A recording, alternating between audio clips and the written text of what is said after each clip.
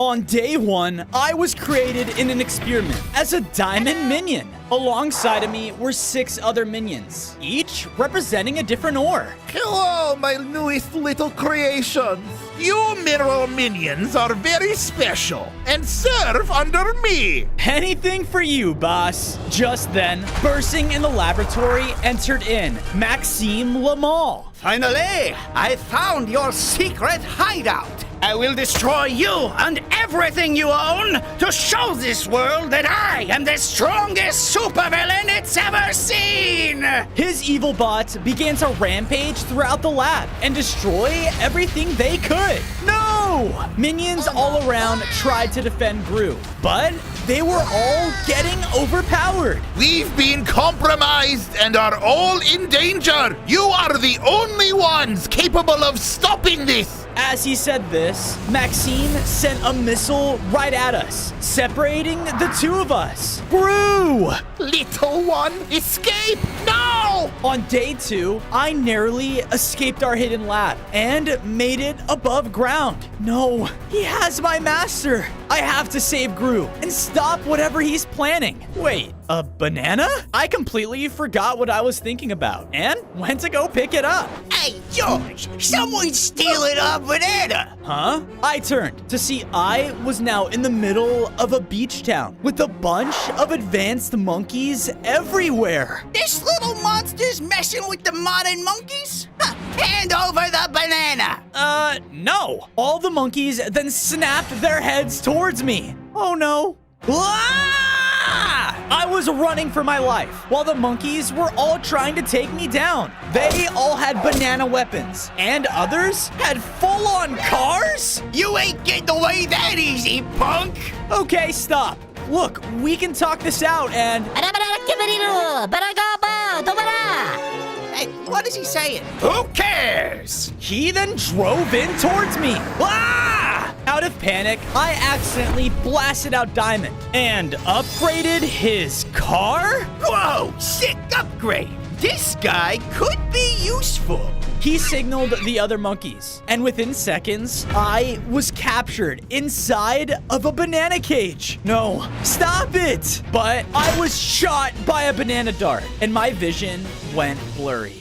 On day 3, I awoke and was in the center of a beach-like celebration. The modern monkeys were all around, celebrating. That minion there is gonna make us rich! I mean, look at that banana! I looked up to see in the ruckus, I had turned a banana into Diamond. I must have it! In my excitement, I burst through the cage. Banana!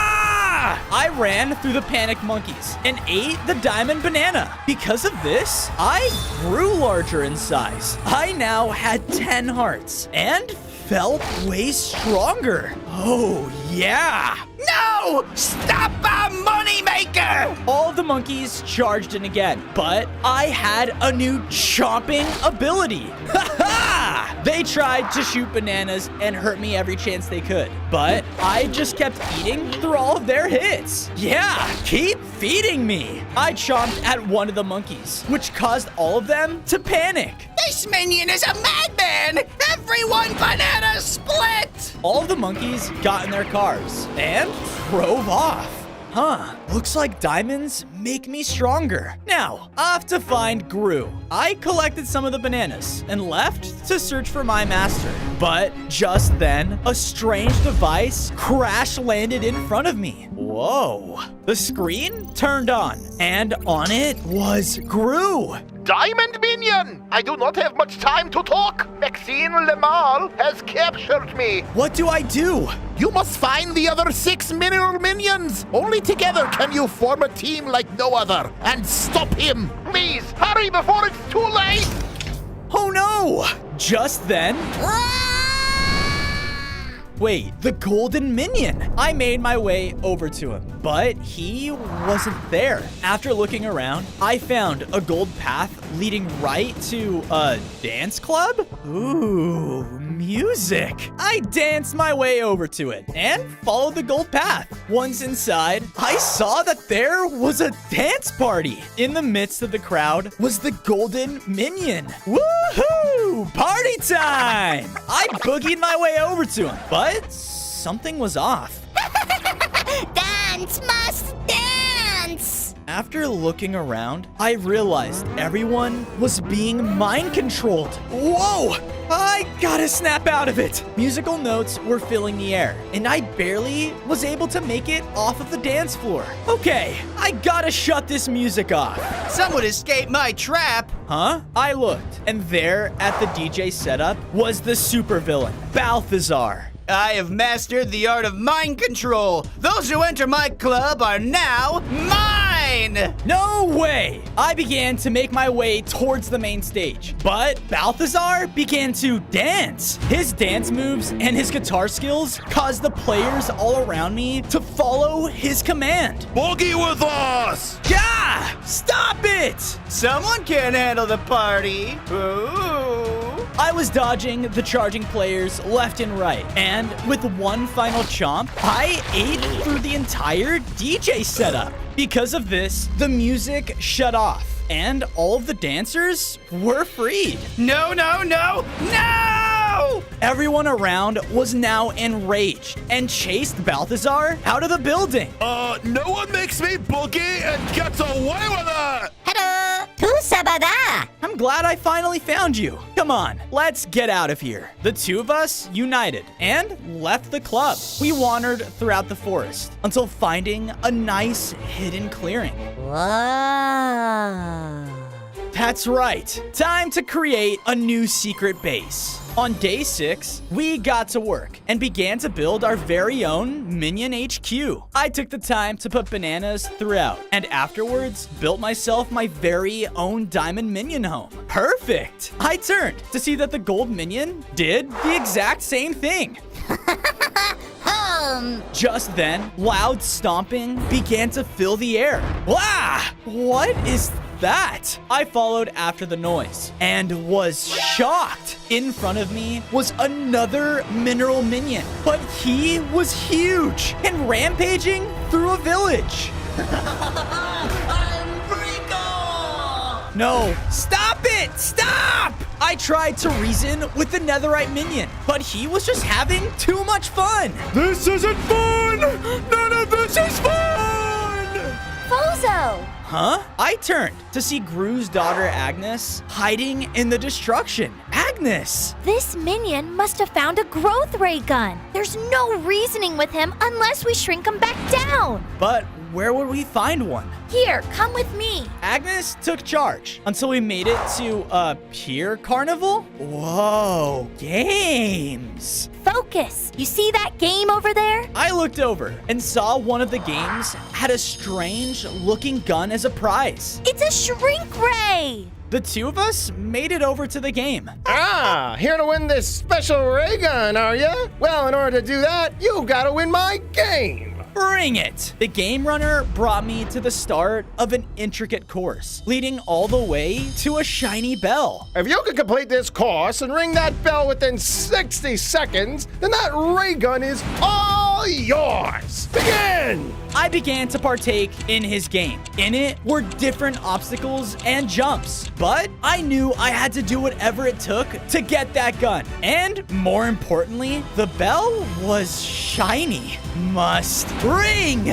I was making great time when, out of nowhere, the game runner queued for a bunch of carnival golems to enter my path. Uh-oh. They began to charge at me, trying their best to stop me. 15 seconds left. No! Something boiled within me, and I blasted out diamonds all around.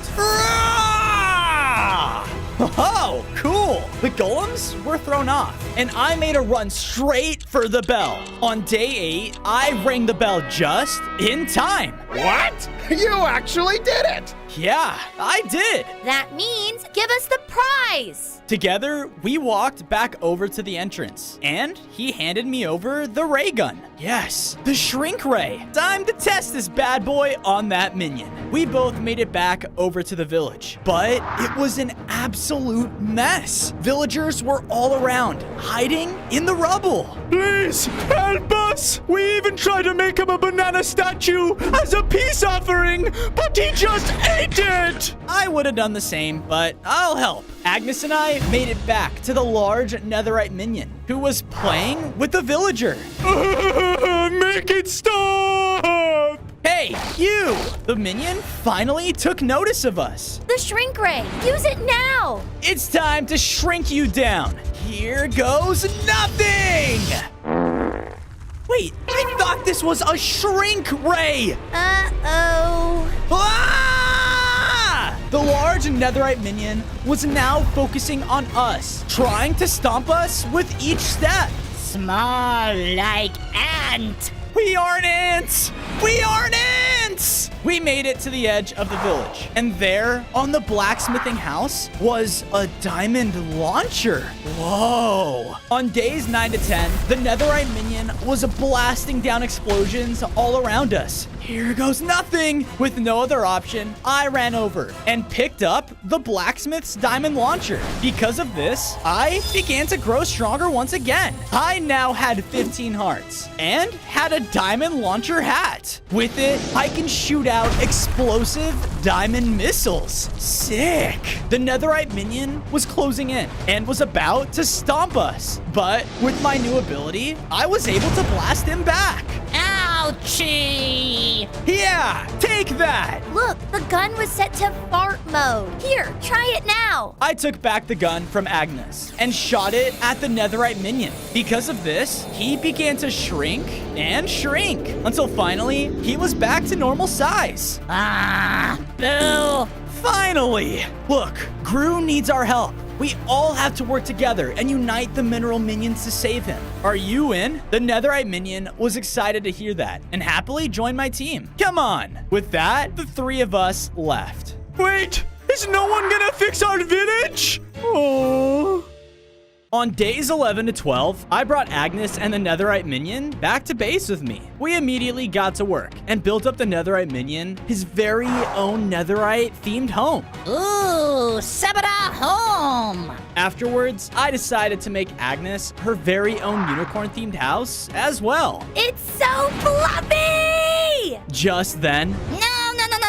Bozo! No! huh? What's going on? Bad guy! Evil! Pinobada! I followed where the gold minion pointed off to until reaching destruction. There, in the midst of everything, was Maxime Lemal. He and his mechs were causing mayhem. Oh, scary. My power grows by the day. When my creation is finished, I will have an invincible suit of armor. Everyone will be forced to bow down to me. With that, him and his army left. The gold minion and I went over to investigate and found a note on the floor. Wait, it's just a picture of Candy? Ooh, candy? Candy! He ran off. Wait, get back here. On days 13 to 14, the gold minion was losing it until we made it to a small modern town. It wasn't long until the minion sniffed out a vending machine, and stuck inside of it was the lapis minion. Hello! What are you doing stuck in there? The two of us tried our best to get him out, but the machine didn't budge. Zap? What do you mean? Without answering, the gold minion took my shrink ray from me and immediately zapped me. Wow!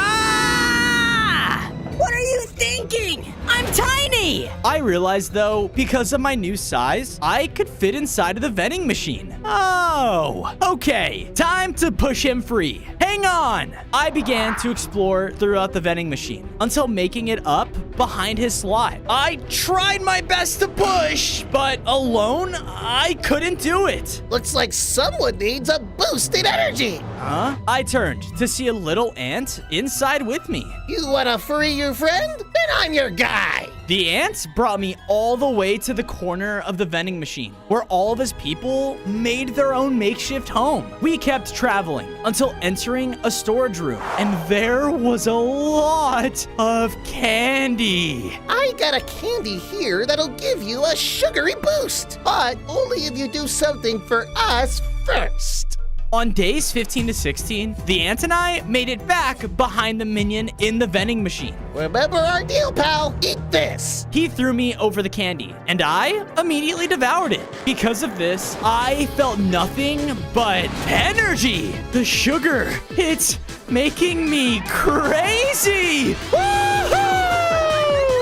I began to jump and run around like crazy. Do it now. Listening to the ants, I charged with all my energy right into the slot and successfully pushed the minion out. Not only that, but all of the candy began to fall as well. Oh, yeah. The rest of the delicious candy is all ours, baby. With that, we successfully made it out of the vending machine, and I was returned back to normal size. Man, what a rush. Thank you. You, Diamond, the tea. There's another diamond item here? Where? The Lapis Minion brought me throughout the town until we arrived at a laboratory with Gru's sidekick, Dr. Nefario. My goodness! The mineral minions? You guys are still alive? Yeah, we are. You are Diamond? Here, Gru made this just for you. Nefario presented to me diamond goggles. Whoa. I was about to grab them, but all of a sudden, an evil minion burst through the room and took them for himself. What? Me, evil, he's mine. On days 17 to 18, the newly upgraded evil minion was rampaging through the town. He used the diamond goggles to shoot out diamond beams everywhere. After our village got destroyed, it's nice to move somewhere nice and peaceful. Ah! Seriously? Hey, stop it! The evil minion was causing nothing but destruction, but was cut off by the golden lapis minion. Bye. Together, the three of us began to fight against the evil minion. Although he had my powerful diamond goggles, the lapis and gold minion had their own unique powers, which helped counter him. All of us united really made us unstoppable, and we were able to knock the diamond goggles off of him. No fair.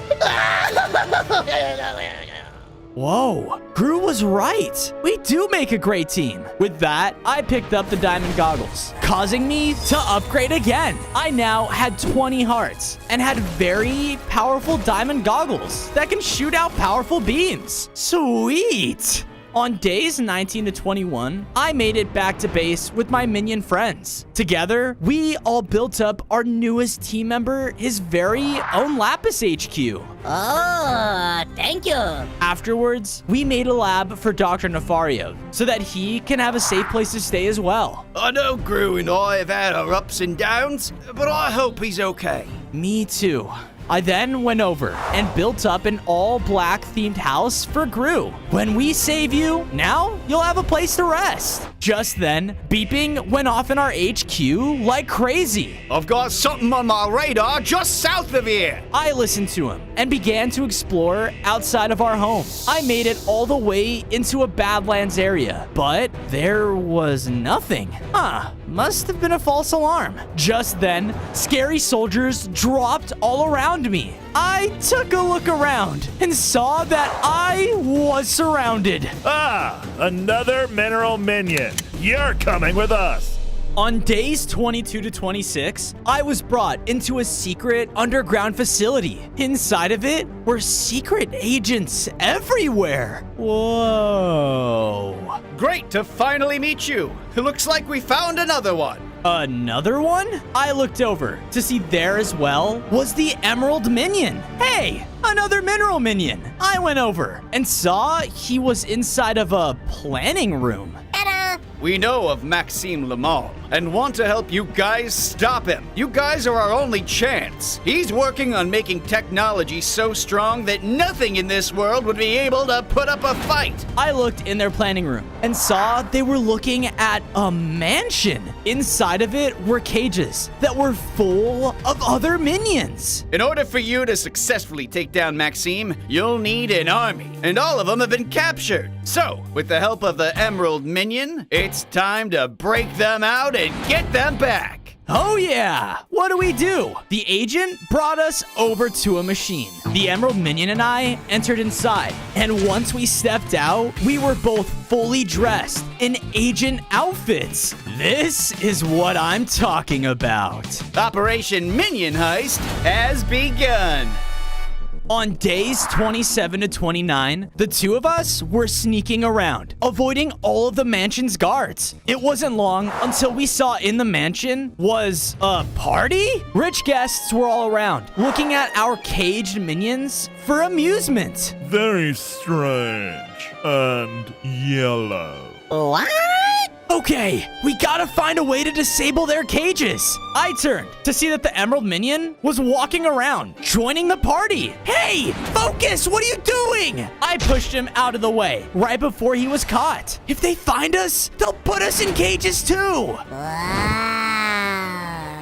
I looked forward to see we were now in an extremely secured hallway with the red lasers all throughout. And at the end of it was a vault. Whoa, whatever's in there must be valuable. Maybe it's the key to unlocking those cages. Come on. The two of us were like ninjas, experts in our craft. We were dodging the red lasers like they were nothing.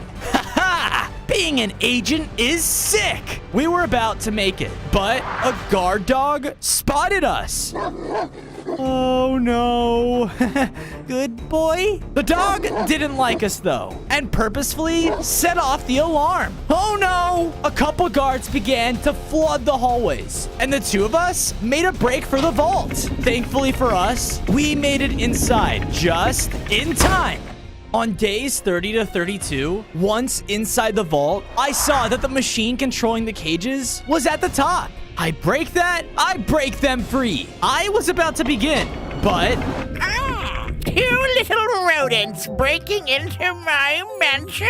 Oh, dude, it's just an old lady. The lady got angry, and within seconds, her wheelchair upgraded into something much worse. My name is Granny Sue, and you two are in big trouble. The old lady began to ride her wheelchair right at us. Wah! She did everything she could to try to run us over, but we were both dodging out of the way. I gotta break that machine! I began to partake in the parkour, making jump after jump. Doggy, attack! The dog chased after me though. Oh no, stay away! Thankfully though, the Emerald Minion had unique abilities of his own and began to counter against Granny Sue.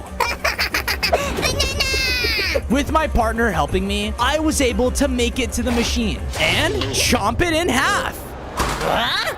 Freedom! On days 33 to 35, the minions were rampaging through the mansion, destroying everything. The rich guests were in pure panic, and all began to leave. Banana! Banana!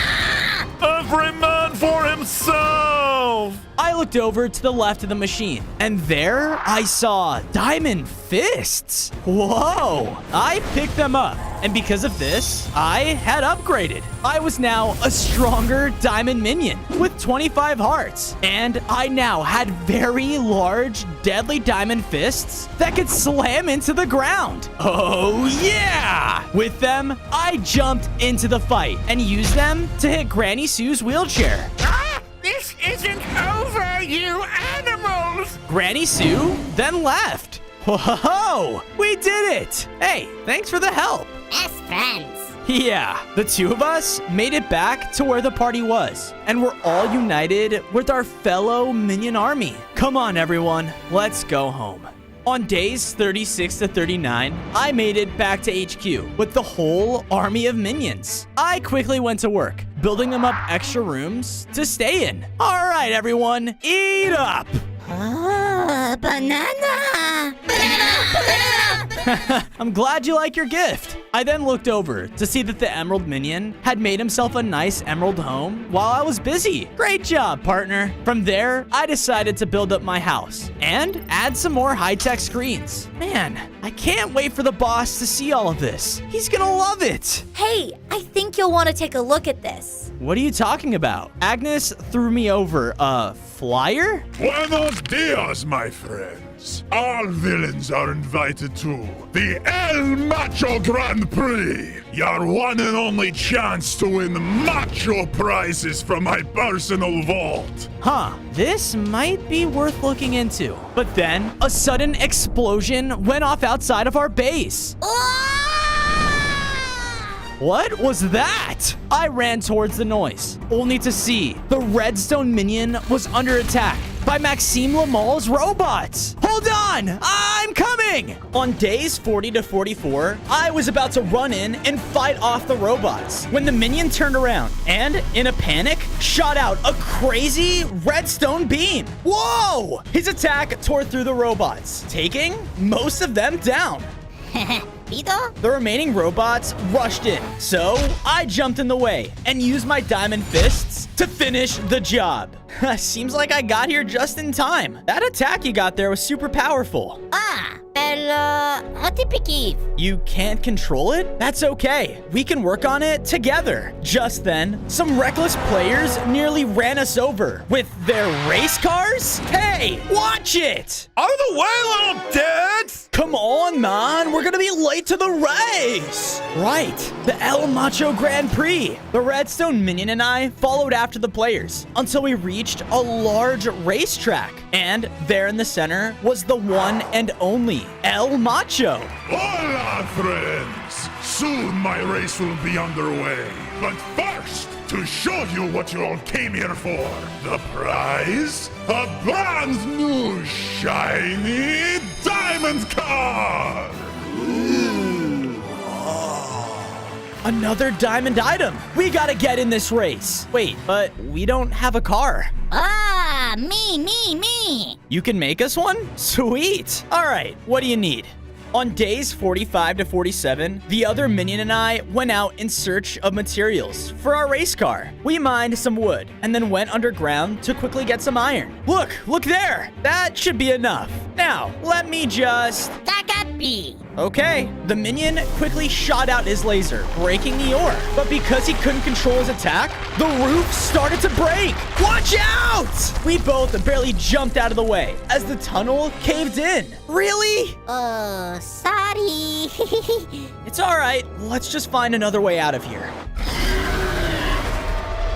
Oh no, that can't be good. We began to sneak down the tunnels, looking for any way out, when we found a lush cave. And there, an exit! But as we ran for it, a T-Rex blocked our path? Hey, aren't you supposed to be extinct? I should not have said that. Run! On days 48 to 52, the T-Rex started to chase us around the cave. I was trying everything I could to slow him down, but he just kept running through my attacks. The dinosaur bit down at me again and pushed me into a corner. I was already low on hearts, and it was running in for another hit. No! Suddenly, the redstone minion unleashed another beam, hitting it directly. Wow, thanks. I then had an idea. Hey, remember what happened before? Hit the ceiling. The minion did as I said, hitting the area right above the T-Rex, which caused the cave to collapse right on top of it. Yes! All right, let's get out of here. We finally made it out of the caves and hurried back to the racetrack. Once there, the minion quickly built us a car for the race. I cannot wait to see what this looks like. Wait, dude, I thought you said you could make a race car. All right, my friends. Time to line up at the starting line. Oh my goodness. Okay, we'll make it work. On days 53 to 56, the redstone minion and I rode up to the starting line. Oh, dude, look at these little guys. Chill, dude. What losers? Okay, just calm down. They're just trying to get in our heads. Start your engines! This is not gonna go well. And begin! The players and other cars sped right past us. They were clearly much faster. No, we gotta win this. We quickly made it to the first turn, only to see a large jump. Eat my DOS, loser. Oh no! Got any ideas?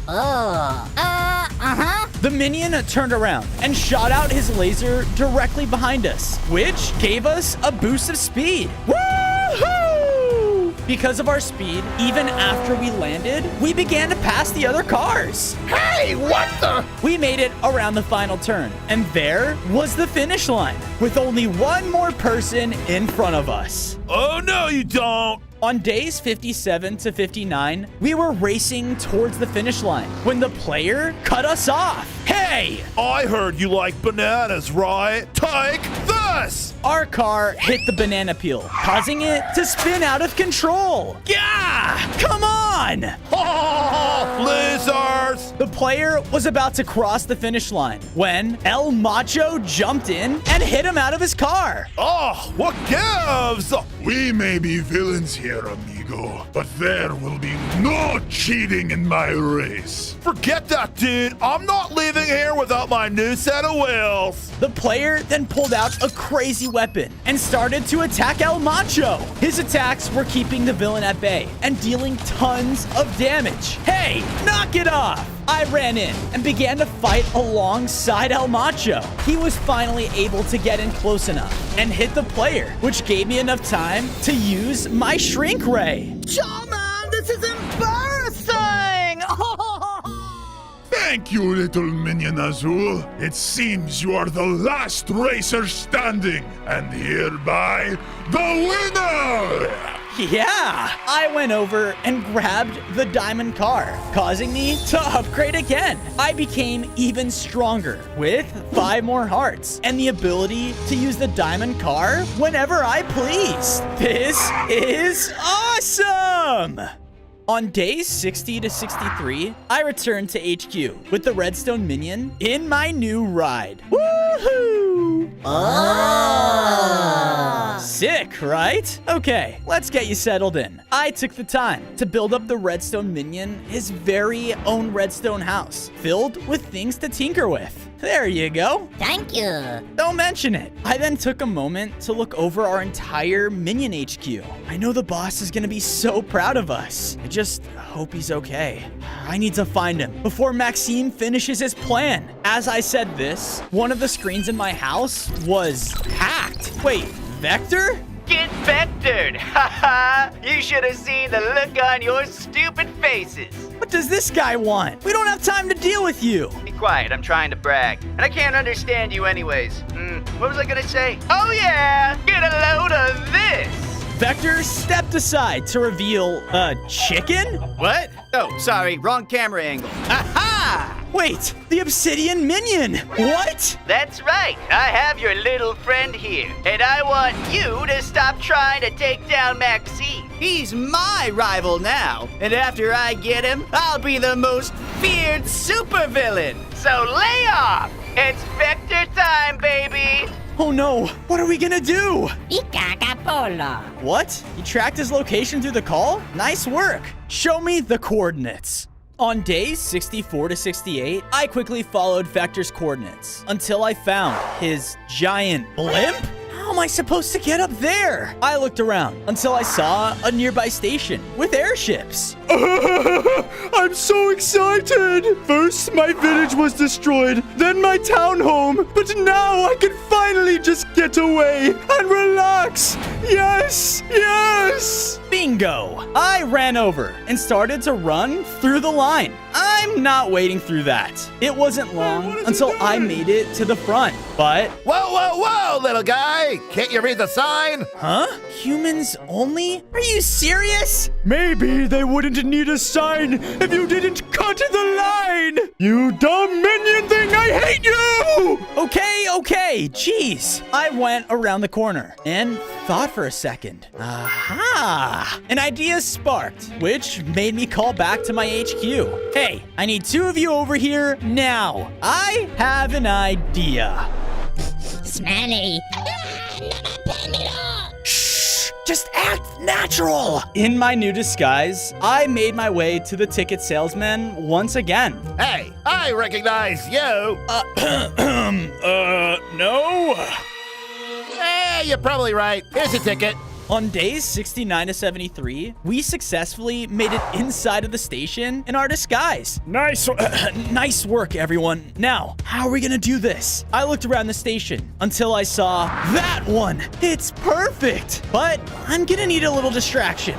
Pero, Aw, aren't you too cute? yeah, so, abi kabarot ko to, I can't understand a word you're... Hey, wait a second! How did you get in here? Huh? Wait! Thanks for the new ride! Later! I took off instantly, flying off towards Vector's blimp. Thanks, guys! Tumakso! Ah, Vector, you've really outdone yourself this time. Wait, what is that? Shoot it! Shoot him down! Because Vector was alerted, he activated his blimp's turrets? Oh no. They began to shoot rockets right at me as I tried my best to dodge them. Whoa, whoa! I made it above the blimp just as another rocket came right towards me. Here goes nothing! Ah! Phew! That was close.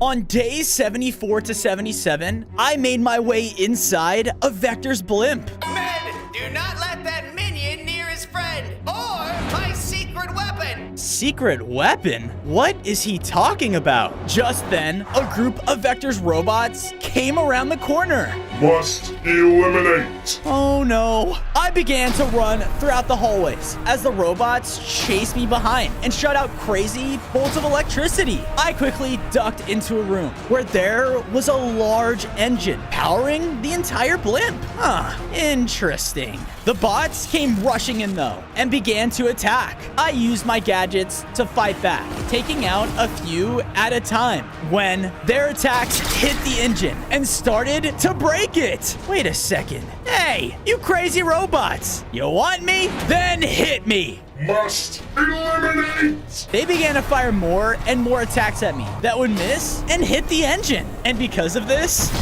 it's gonna blow! I quickly ran out of the room as the engine exploded. Mayday, mayday! We're going down!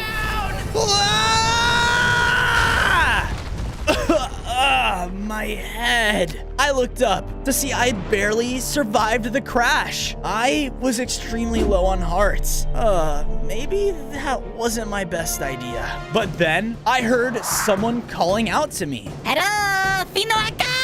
The last mineral minion. I ran towards their voice and saw that their cage had protected them from the crash. Come on, let's get you out of here. But as I approached his cage, I was blasted back by a freezing attack. Yeah! I looked over and saw Vector standing on the wreckage with a freeze ray. Oh, you've really done it now! I'm glad I grabbed my secret weapon before you could destroy it in that little stunt you pulled.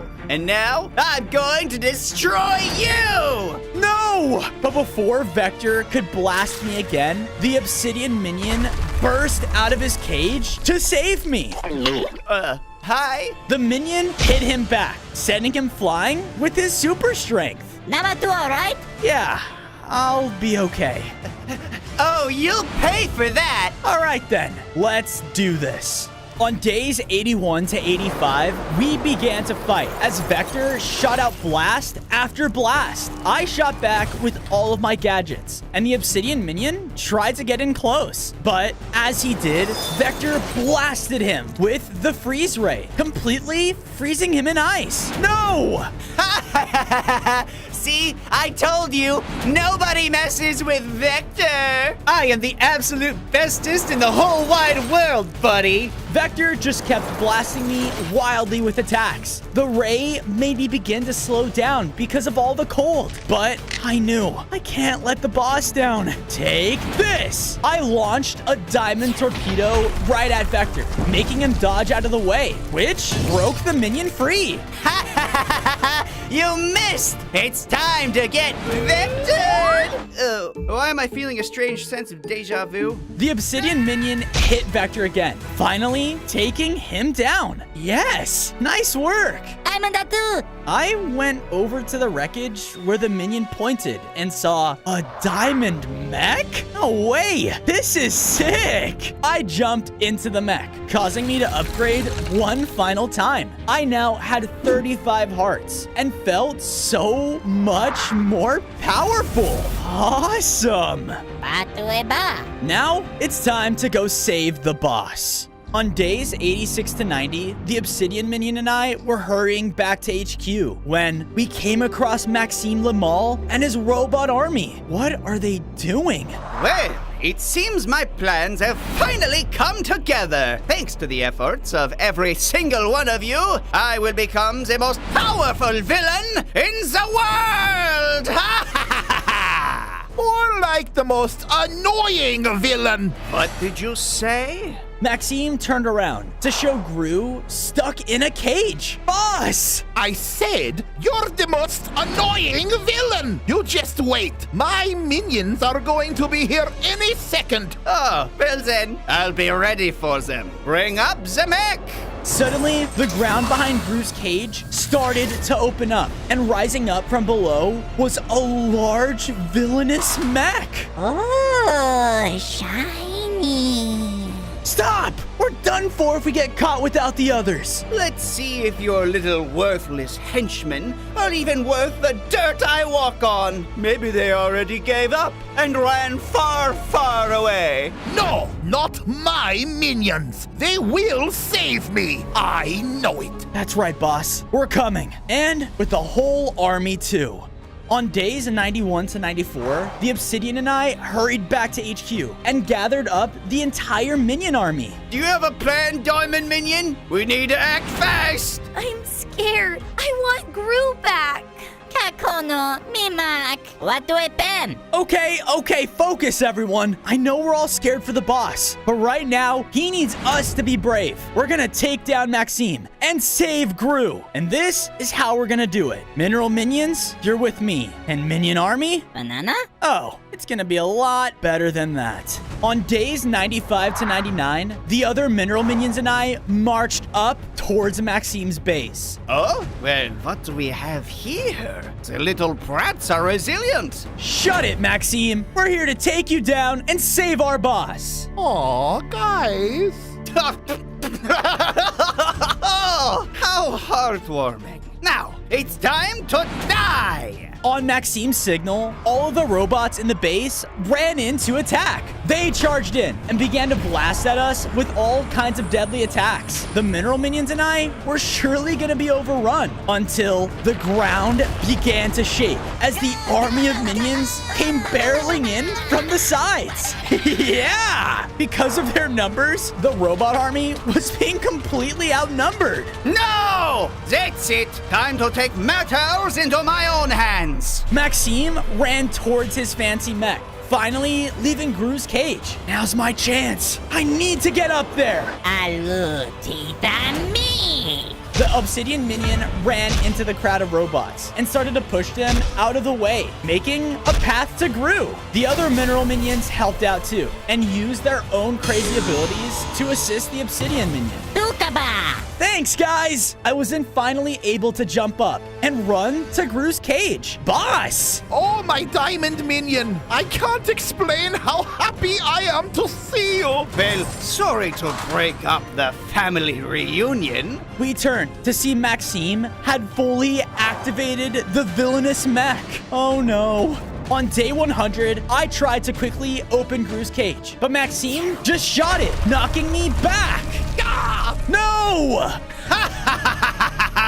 This power is like no other. You will all bow to me, the most powerful villain in the world! Not if I have anything to say about it. We began to fight. Maxime's crazy mech launched volley after volley of attacks and even blasted rockets at me. I was doing the best I could, though, to dodge every hit he threw and used any chance I had to fire back at him. But his defenses were just too strong. Ah! Maxime charged in again and slammed me back with a powerful hit. I was now at extremely low hearts. I don't know if I can do this. Oh no. Having second thoughts? Well, too bad. I have to make an example out of you. Goodbye, Diamond Minion. Maxime started to charge a final attack, and I looked over to my friends and grew.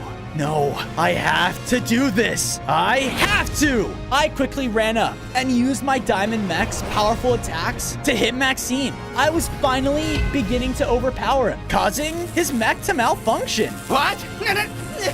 No! No! I then stepped back and focused my powers on one final Diamond Blast, which took out Maxime Lamal for good. Yes, I did it! And with that, Gru and us minions could finally live in peace. On day 1, I spawned in as a minion. I couldn't wait to see what kind of trouble I can get up to out here. Exploring secret labs, stealing high-tech weapons, and hanging out with my minion friends. But for now, I only have 5 hearts. Looking around, it seemed like I'd spawned into a forest. I began this adventure like any other, punching trees for wood. I crafted wooden tools and, feeling confident, set off to find my new evil leader. Oh look, a snake! Would you like my help taking over the world? The snake didn't seem too interested and attacked. This guy's bite was deadly. I was already down to 1 heart. You're a jerk. I was getting hungry. I need food. A village. There were pillagers everywhere. I had to try to not draw their attention. No way I could take these guys on yet. Guess they won't mind if I rummage through their chests real quick. TNT? Awesome. And what's this? No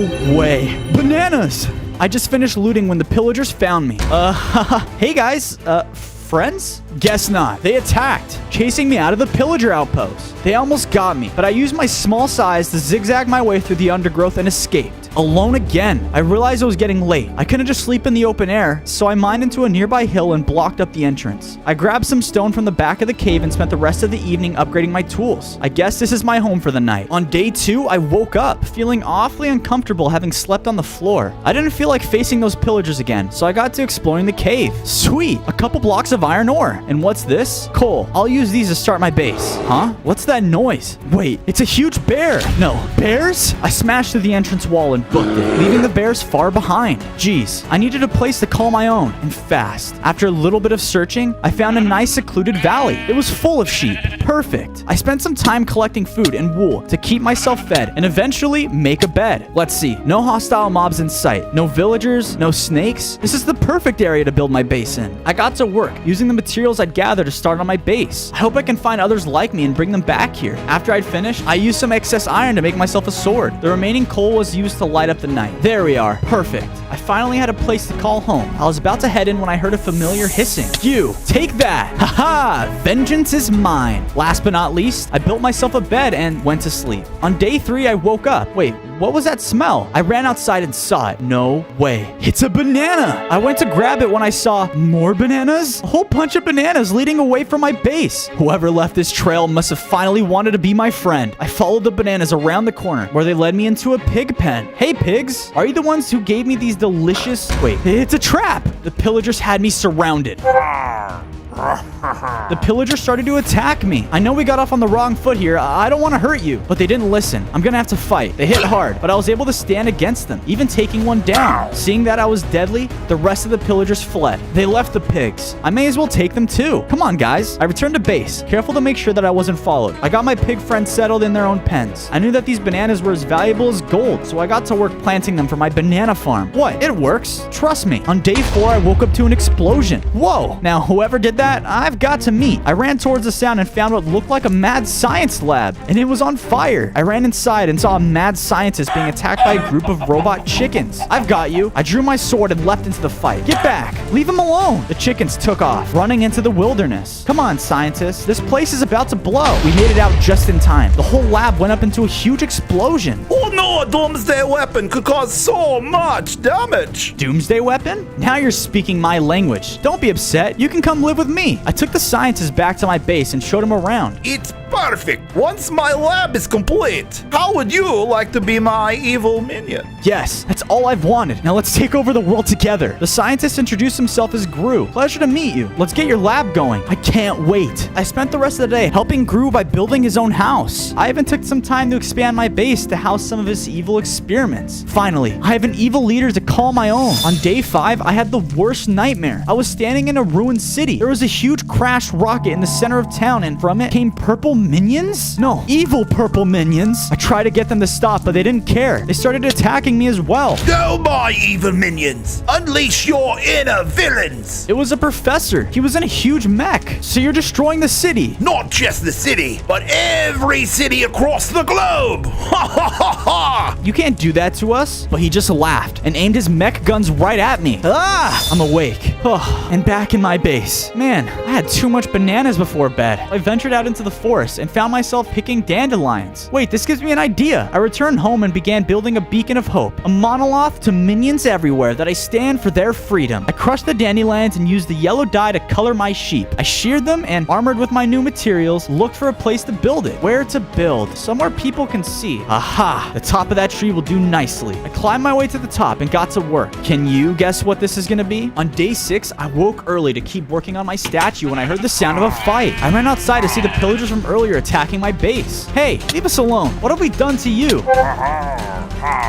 I can't let them get away with this. Help! Gru joined me in the battle. He had a shrink ray. With a flash, the pillagers were made tiny. Looks like the turns have been tabled. Ha! With the pillagers defeated, I leveled up. I'm stronger now. Check it out. I'm normal sized, and I have 10 hearts. Wait, with the pillagers gone, we can finish ransacking their town. I headed over there, checking every house and chest. I found some iron and some gold. I'll take that and keep it for myself. With the town looted, I grabbed the rest of the potatoes and headed back home. I built some chests to keep my treasures safe. I expanded my farm and planted the potatoes next to my bananas. On day 7, I wanted to continue upgrading my tools. I had an iron sword, sure, but a whole set of tools and armor would definitely come in handy. Luckily, I found a nearby cave and it was full of the stuff. There were a few zombies in the way, but I took them out easily. I got to work mining as much iron as I can carry. I was about to leave when I saw the distant glint of diamond. Awesome! I headed down to grab it. Wait, what's that noise? Look at all those chickens! My sword swings barely put a dent in them. Jeez, I'll have to come back for that diamond later. With my iron in hand, I made it back to my base and got to work upgrading my tools. Once I had a full set, I went to show off my new gear to Gru. He was not impressed. Well, I know he loves me. On day 8, I was feeling brave with my iron armor, so I went out to explore the nearby biomes. I crossed out of the forest and headed up a nearby mountain. It was getting cold up here. Is that a tundra? I'll have to check this place out later. I was about to start mining into the mountain when I saw something in the distance. Is that a purple me? Oh, wait, my dream. Get back here. But it ran away. I chased the purple minion down the side of the mountain when I saw it fighting something. There was a player there, and they were attacking the purple minion. Don't worry, I'm on my way. But I was too late. The evil minion killed them. Weak banana, me strong, buff and beefy. What happened to you? Who did this? Professor N, he best make me strong. Me, Mike destroy weak banana. It attacked. This thing was insane. I tried my best to fight back, but I couldn't take those hits. I had to retreat. Unfair, get back here. I'm stronger, much stronger. I headed back to base to rest up. That evil me worried me though. On day 9, it was time to teach those robot chickens a lesson. Plus, that diamond was too good to just ignore. Let's see how my new armor handles them. I made my way back to the mine and cautiously made my way down. There they were. A few swings of my sword and down they went. He dropped something. Spectral ore? I wonder if Gru can make use of this. With the robot chickens destroyed, I began to mine the diamond. What? Only 2? It'll do for now. Out of the mine and back to the base, I began to upgrade my armor and tools. I crafted the diamonds into a diamond sword. Before the end of the day, I made sure to give Gru the spectral ore. How curious. The energy coming from this thing is off the charts. Thanks for this, minion. You did a good job. That's all I wanted. Happy to help. On day 10, Gru wanted to check out the nearby city and I decided to tag along. Something's attacking it. We ran further in, seeing destruction, and suddenly a massive robot fell from the sky. No, not a robot. Well, if it isn't my old pal Gru. Still mad I kicked you out of the evil villain society. What have you done to my people? My serum makes every minion into a perfect weapon. This one is just the beginning. When I have my armor army. Nothing will stop me. An army? So there's more of me? I didn't get a chance to think because just then he attacked us. His robot was tough, but slow. Come on, Gru. We can't take this thing. We booked it out of town, losing Nefario. For now, at least, there was nothing that we could do. On days 11 to 12, we were back at our own base. Gru told me that he would need to find more of me, and that we also needed to build a bigger and better laboratory. Anything, sir, especially if it means stopping those evil minions. It took some time, but eventually I finished the lab. I had some leftover material from the mine and figured what better way to use it than to upgrade my base. I got to work, turning my house into something much more comfortable. I gathered more yellow wool and put some more work into my statue, and now towered over the valley. I hope this works. On days 13 to 14, I awoke to the laboratory's alarms going off. Are we under attack? I ran outside to find a minion. He was trying to eat my bananas from my banana tree. Hey, how's it going? I bet that doesn't taste very nice. He said his name was Bob. He had traveled very far looking for help, and he was starving. I gave him some bananas, and he felt much better. He told me that he was from a small group of minions who lived in the tundra. They'd accidentally killed their last leader and had been hiding out in a cave ever since. Don't worry, Bob. I can rescue them. Just give me directions. Bob handed me a map. Jeez, that's a long way. I better stock up. Before I left, I gave Bob his own bed and told him to help Gru with whatever he needed.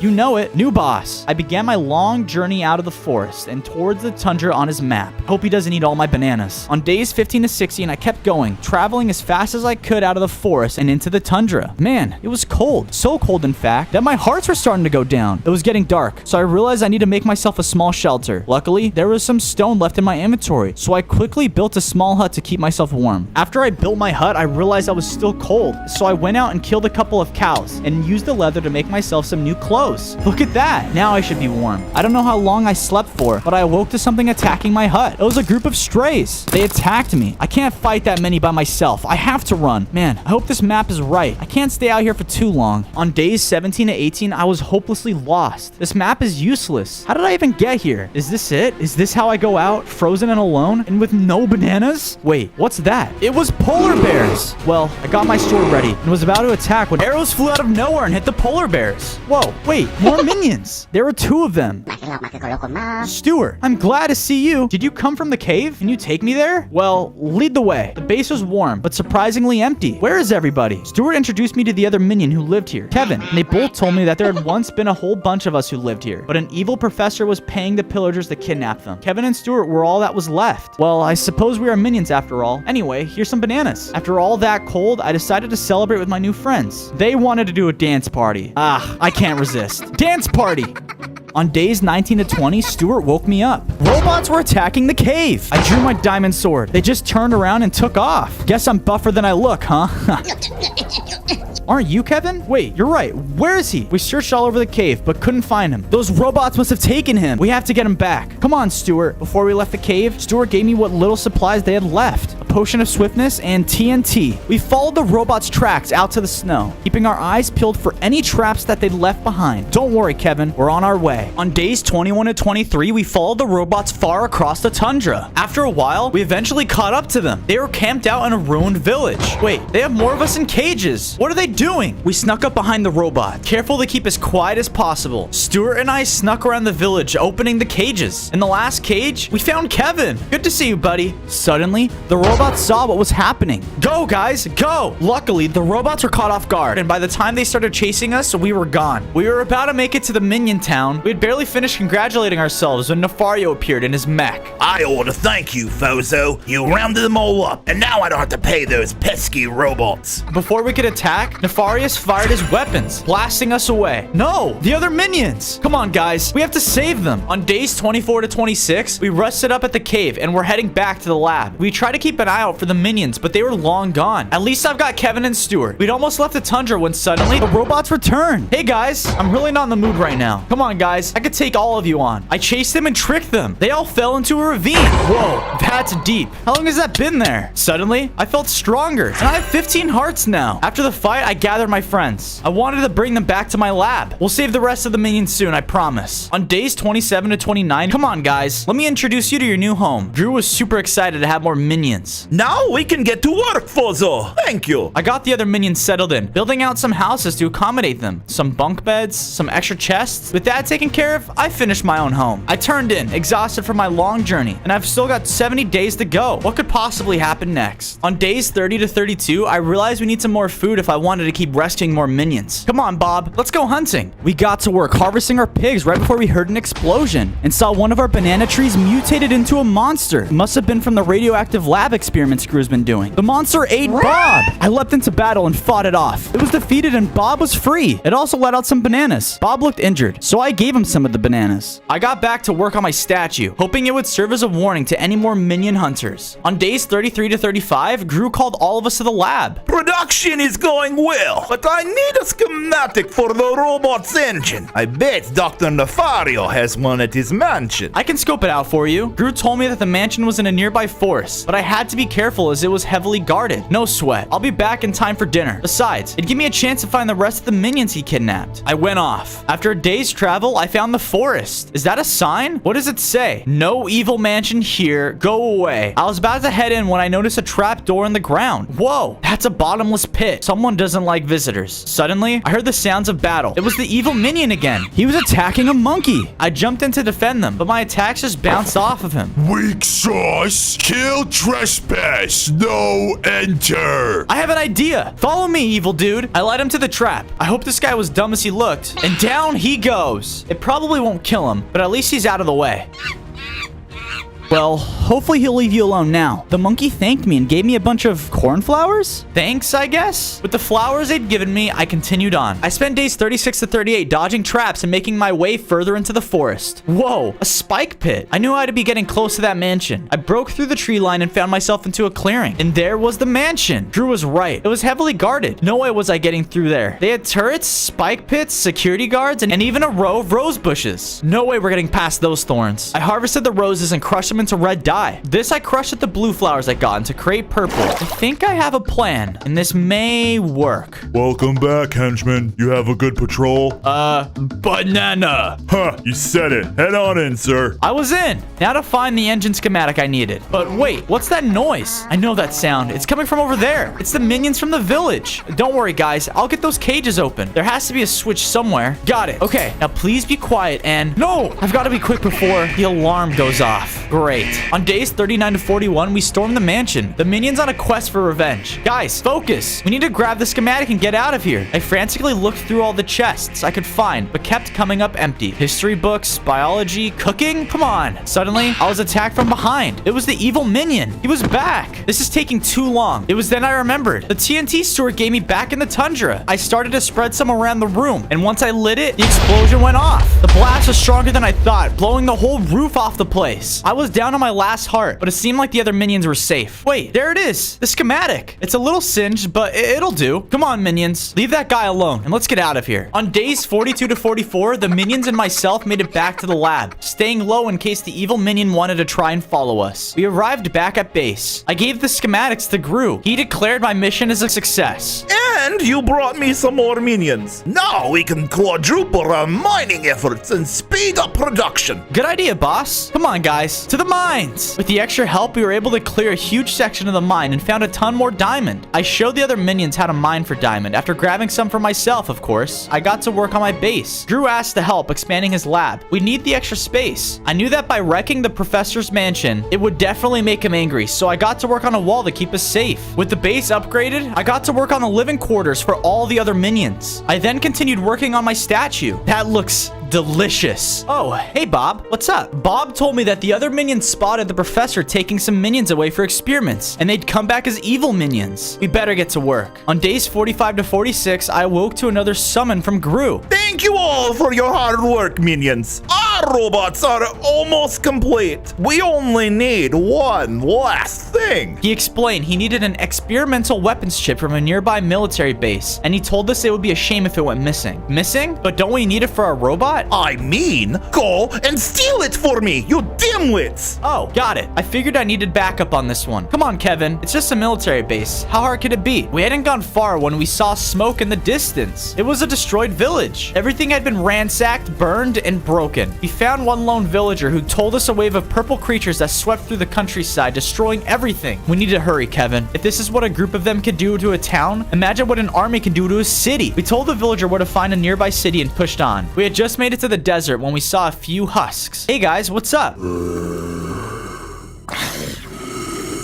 Wow, those purple guys are really messing with everyone. We have to stop them and fast. It's gonna be a little tough from here on out, Kevin. Days 47 to 50 saw us making our way across the desert. After what felt like days of traveling, we saw something strange in the distance. Is it a mirage? No, it's a crashed rocket, sort of like the one from my dream. What's it doing out here? He ran over to it and saw other minions. They must have escaped from the professor in one of those rockets. Nicely done. I was about to head over and greet them when I saw him. The professor, he'd caught up with them. He's shooting them with something. Slime? And they're transforming. I want to stop him, but I knew that Kevin and I couldn't take on that many evil minions. All I could do was watch as he led them away. At least they're not heading into the same direction we are. I waited for them to leave before heading over and dipping my shovel in the slime. Gru would probably want to take a look at this. Maybe we can make a cure? We pushed on until we saw what we came for. The military base. It looks like it's already being attacked. I bet there's an evil minion or two running around here. Still, there were plenty of holes in the fences for us to fit through. Now, let's try not to blow this place sky high, at least before we can find that weapons chip. On days 51 to 53, we made our way around the base, careful not to be spotted. Now, if I was a super secret military grade weapon chip, where would I be? Right here. Cool, I snagged it. Happy to get it over with. When the most intimidating sheep I'd ever seen appeared.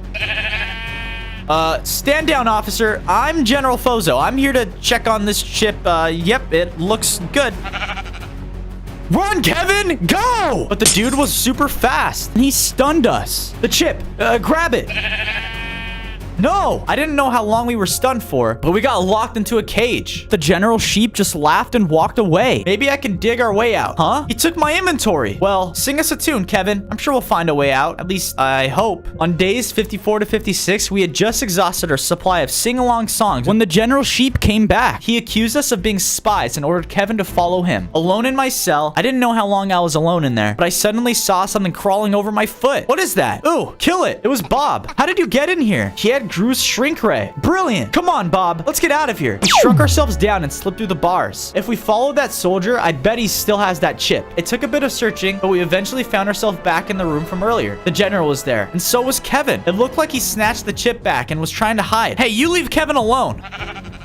Make us big again, Bob. Come on. Whoa, that's too big. I was huge. Look out, guys. I don't want to step on anyone. I think I just killed the general. Oops. Back to normal size, I opened the general's chest and took back my gear. Come on, guys. We need to get out of here. On days 57 to 59, we made it back to where we'd snuck in to find it sealed off. As if this wasn't bad enough. We saw who had been attacking the base before we got there. It was a group of evil minions. Time for us to get out of here and fast. So much for doing this quietly. Suddenly, Kevin activated the shrink ray and grew himself. Kevin, they can see you. But he didn't care. He made us a hole in the fence, creating an escape route. We ran through, but he didn't follow me, instead turning back towards the base. Kevin, don't be a hero. As much as I hated to leave him behind, I knew we had no choice. Come on, Bob. We ran out into the desert. Come on, Kevin. Come on. Where are you? He died as he'd lived. A flash of beautiful, explosive brilliance. Before we headed out, I built a small memorial for our fallen friend. Farewell, Kevin. He's peeling bananas in Minion Paradise now. At least we had the chip. With one last look towards the horizon, we headed off. On days 60 to 62, we made it back out of the desert. I know, Bob. I miss him too. But don't worry. We'll avenge him, I promise. Suddenly, the evil minion came out of nowhere, knocking us flying. Where did he come from? Wait, the chip. The evil minion has it. He's getting away. Bob, head back to the base and make sure it's safe. I'll handle this evil minion. Even though he was fast, that evil minion must have been injured by the base explosion, and I was able to keep up. I chased him across the biome and ran into the wetlands. Wait, up ahead. Is that the professor? I decided to lay low. What are they talking about? You imbecile. You let that Fozo get away. How much more useless can you be? Banana? And shut up about your stupid bananas. That poor evil minion. He needs a better evil master. The professor teleported away. I was about to leave when the evil minion saw me. Hey, I saw how he treated you, and that isn't right. You did your best. Here, I heard you wanted one of these. Banana? Banana! Yes, a banana of friendship. Enjoy it. Now, can I go? I'm going to follow your boss. He was too interested in the banana to care. I hope he stays that way. On days 63 to 65, I was able to track the professor through the wetlands. What's that he's heading towards? It looks like a huge factory. It must be where he's making all those evil minions. Wait, why has he stopped moving? He's checking his phone. Now's my chance to steal the chip back. Got it. Now to... But the professor turned around and he saw me. Look, over there. Oh, no. End of the line. Hope you like the color purple. I guess this is it. Wait, why isn't he firing? Banana! Stop it, you idiot. I don't have any more bananas. The evil minion was attacking the professor. Now's my chance. I used a distraction to slip away, stealthily making my way across the wetlands. I wonder if he's my friend now? I was almost back to my base when I was illuminated by an eerie glow. Wait, no way. Kevin, he'd survived. Nice look. But why are you all green? Kevin said he was affected by the explosion, making him radioactive. Bob's gonna be stoked. Come on. On days 66 to 68, we are almost back at the lab when it's the professor again. He's on our tail. We can't lead him back to our base. Ah, I'm hit. He has the chip. No, I wanted to chase after him, but I was too weak. All we could do was watch him run away. We decided to head back to the lab and keep an eye out for the village along the way. But as we made our way to the base, all we saw was destruction. Any survivors we met spoke of the purple monsters wrecking everything they'd built. This isn't good, Kevin. We need to get back. On days 69 to 71, we made it back to the base and we saw it was under attack. Evil minions were attacking the walls. Luckily, the base's turrets were able to hold them off at bay and we were able to slip inside. Once back home, I ate my body weight in bananas, feeling much better. There wasn't much time to rest before Gru arrived. He'd figured out the spectral ore from earlier. He was able to harness its energy and use it to turbocharge the factory. With your help, we can finish building our laboratory. The robots are almost complete. Yeah,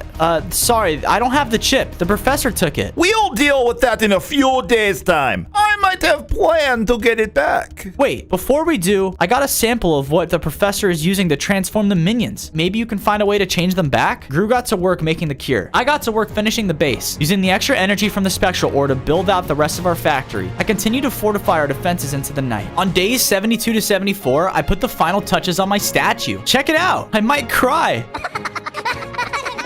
Our admiration was interrupted by an explosion. It's coming from the lab. An evil minion? And he was in a different mech. Fozo! He has the spectral ore! Get back here! But it was too fast. No! Now that the professor has both the weapons chip and the spectral ore, what are we going to do? Luckily, Gru told me that he tagged the ore with the tracking device. All I had to do was follow it. Yes, sir. On days 75 to 77, we followed the signal a short way to the side of the mountain. Talk about cardio. Come on, Bob, keep up. It looks like he used that mech to tunnel his way through. I wonder what's on the other side. We passed through the tunnel and found ourselves in a lush valley, and there, in the center, that must be Nefario's base. We watched as the evil minion ran inside. Jeez, yet another base we're going to have to break into. I'd asked Gru for a raise, but I wasn't even getting paid. I spent some time trying to find a way in without being spotted, but by the end of the day, it was apparent that this wouldn't be easy. I admire your creativity, Bob, but let's try to blow it up after we've stolen our stuff back. Maybe Gru has an idea? Come on, Bob. Let's head back home and think this one through. We snuck back out of the tunnel and made it back to the lab. Well, now we know where he is staging everything. And you said it's in a valley, yes? That gives me an idea. I'm not sure if I like that tone, boss, but whatever it is, I'm willing to give it a shot. Meet me outside, Flozo, and make sure you have a helmet on. Oh, boy. On days 78 to 80, I was flying high. Literally. Don't let go. And don't look down. Luckily, the weather held, and I was over the base before any storms hit. Just then, a bird appeared. No. Get away. Don't touch that. No. I should have worn a helmet, like Gru said. I wonder where I landed. I looked around and saw that I was in a minion prison. No. Look how many there are. How long has he been kidnapping us for? This isn't right. I have to free them. There has to be a console around here. I searched all over, but couldn't find one. I still needed to find the ore and the chip. On days 81 to 85, I made my way through the base, looking for a way to free them. Wait, is that the chip? Awesome. It was protected by a laser grid, though. I didn't want to set off any alarms, so I would have to use my platforming skills to go up and over. Wait, I've only got 19 days left? No time for that. I decided to run through the lasers. I grabbed the chip and ran. Things were heating up. I needed to free my friends. I've been running around this base for what felt like days. Where's the terminal when you need one? Banana! He attacked, trying to ram me. His mech broke through the wall. Oh, do you want another banana? Here, have as many as you want. But he didn't care. He just kept trying to run me over. Wait, this gives me an idea.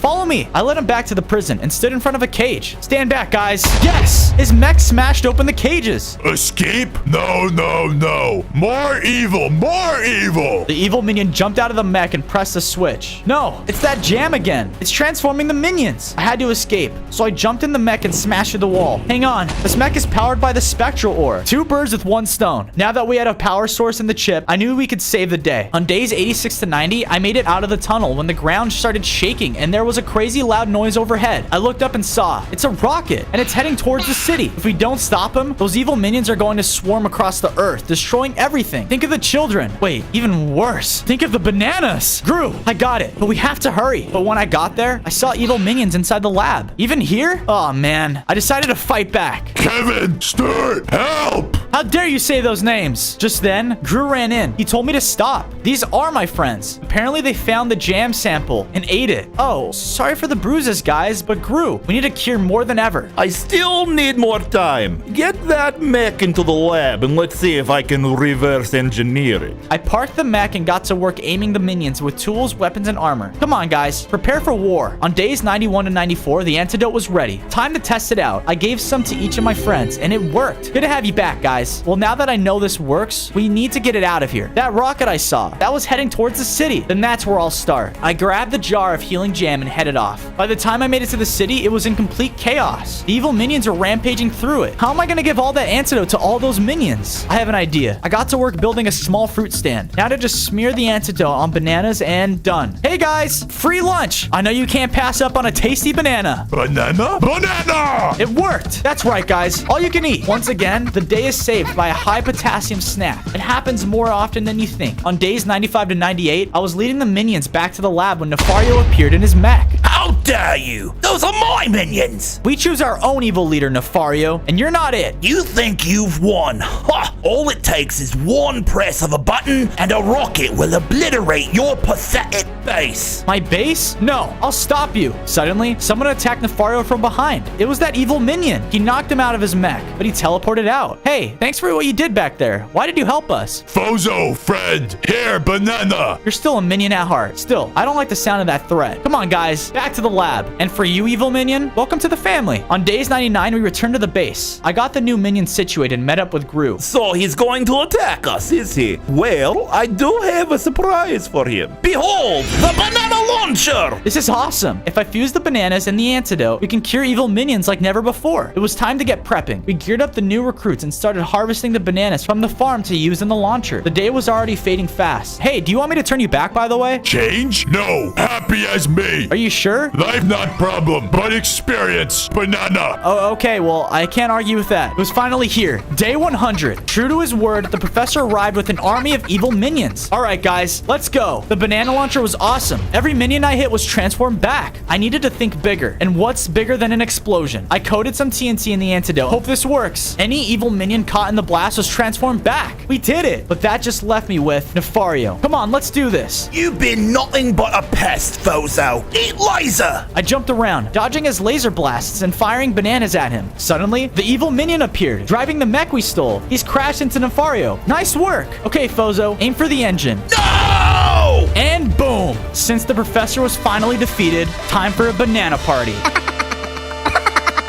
On day 1, I spawned into SpongeBob. Oh no, I forgot. I gotta get ready for work. Wow, look at the Bikini Bottom. It all looks so cool. I got to the Krusty Krab and said hello to both Squidward and Mr. Krabs. Ahoy, matey! Whatever, SpongeBob. Right before I can get started, an explosion happened. Plankton broke into the restaurant and started to yell at us. Crabs! I will have that recipe if it's the last thing I do. You'll never get the recipe, Plankton. I'm going to blow this place sky high to get it. No! Not me money! Plankton blew up the Krusty Krab. It sent me flying straight out of the Bikini Bottom. On day 2, I landed in a strange area I'd never seen before. Who's gonna feed Gary? Oh no, I gotta find him before it's too late. I was surrounded by trees and I wasn't sure where I should start. I decided to chop some of the trees down to make a crafting table. Next, I used some of the wood to craft a set of wooden tools. Suddenly, I heard a scream that was close by. Oh no, I think that's Patrick calling for help. I ran toward where his voice was coming from. Finally, I saw Patrick, and he was being chased by a fish fish monster. I jumped in to help him and started fighting him with my sword. He hit me, but look at that. I think I had natural resistance. Wow, I guess being a sponge really does have its benefits. A few more good hits, and down he went. Patrick, pal, are you okay? SpongeBob? Boy, am I glad to see you. I was under my rock eating mayonnaise when suddenly I shot sky high to here. Same, buddy. We need to make our way back to Bikini Bottom. Also, I found this while I was out there. Patrick threw me a piece of paper in a bottle. Wait a second. Not just any piece of paper. It was the Krabby Patty secret formula. Wow. Good find, buddy. We can't let Plankton get a hold of this, or who knows what's gonna happen. We made our way back in the direction of the Bikini Bottom. On day 3, Patrick and I were on our way back to Bikini Bottom when suddenly we spotted Doodle Bob. How did he get here? And what is he up to? Me hoy, me noy hoy. Doodle Bob ran up to a fish and used his pencil to trap him in a drawing. Whoa, that thing seems really powerful. What could he possibly want with that fish? We didn't have time to worry about it now, though, so we went around him and made our way toward Bikini Bottom. Finally, we arrived, but it was in total ruins. Most of the buildings were partially destroyed. We returned to where our houses were, and my pineapple was on fire. I put the fire out and started to rebuild it with some of the wood and stone I'd gathered. Inside my pineapple, I used some of my leftover wood to craft a chest and hide the recipe inside of it. Wow, it feels like we're starting to get some stuff back to normal. The rest of the Bikini Bottom was definitely going to need to be rebuilt as well. On day 4, I decided it was time to return to the Krusty Krab to see what was left of it. I made my way down the road and eventually got there. I noticed across the street the chum bucket was completely undamaged from Plankton's explosion, but the Krusty Krab was in ruins. I made my way into Mr. Krab's vault to see if anything had survived the explosion, but there was no money left. Luckily, in one of the chests, I found my trusty stone spatula. Wow, I was really starting to miss this. I also found some bread, which was great because I was starving. I then searched the freezer to see if there are any ingredients so I can use my bread to make a Krabby Patty, but to my surprise, all the ingredients were missing. They must have been blown away in the explosion as well. Oh man. As I was getting ready to leave, a robot golem showed up at the Krusty Krab.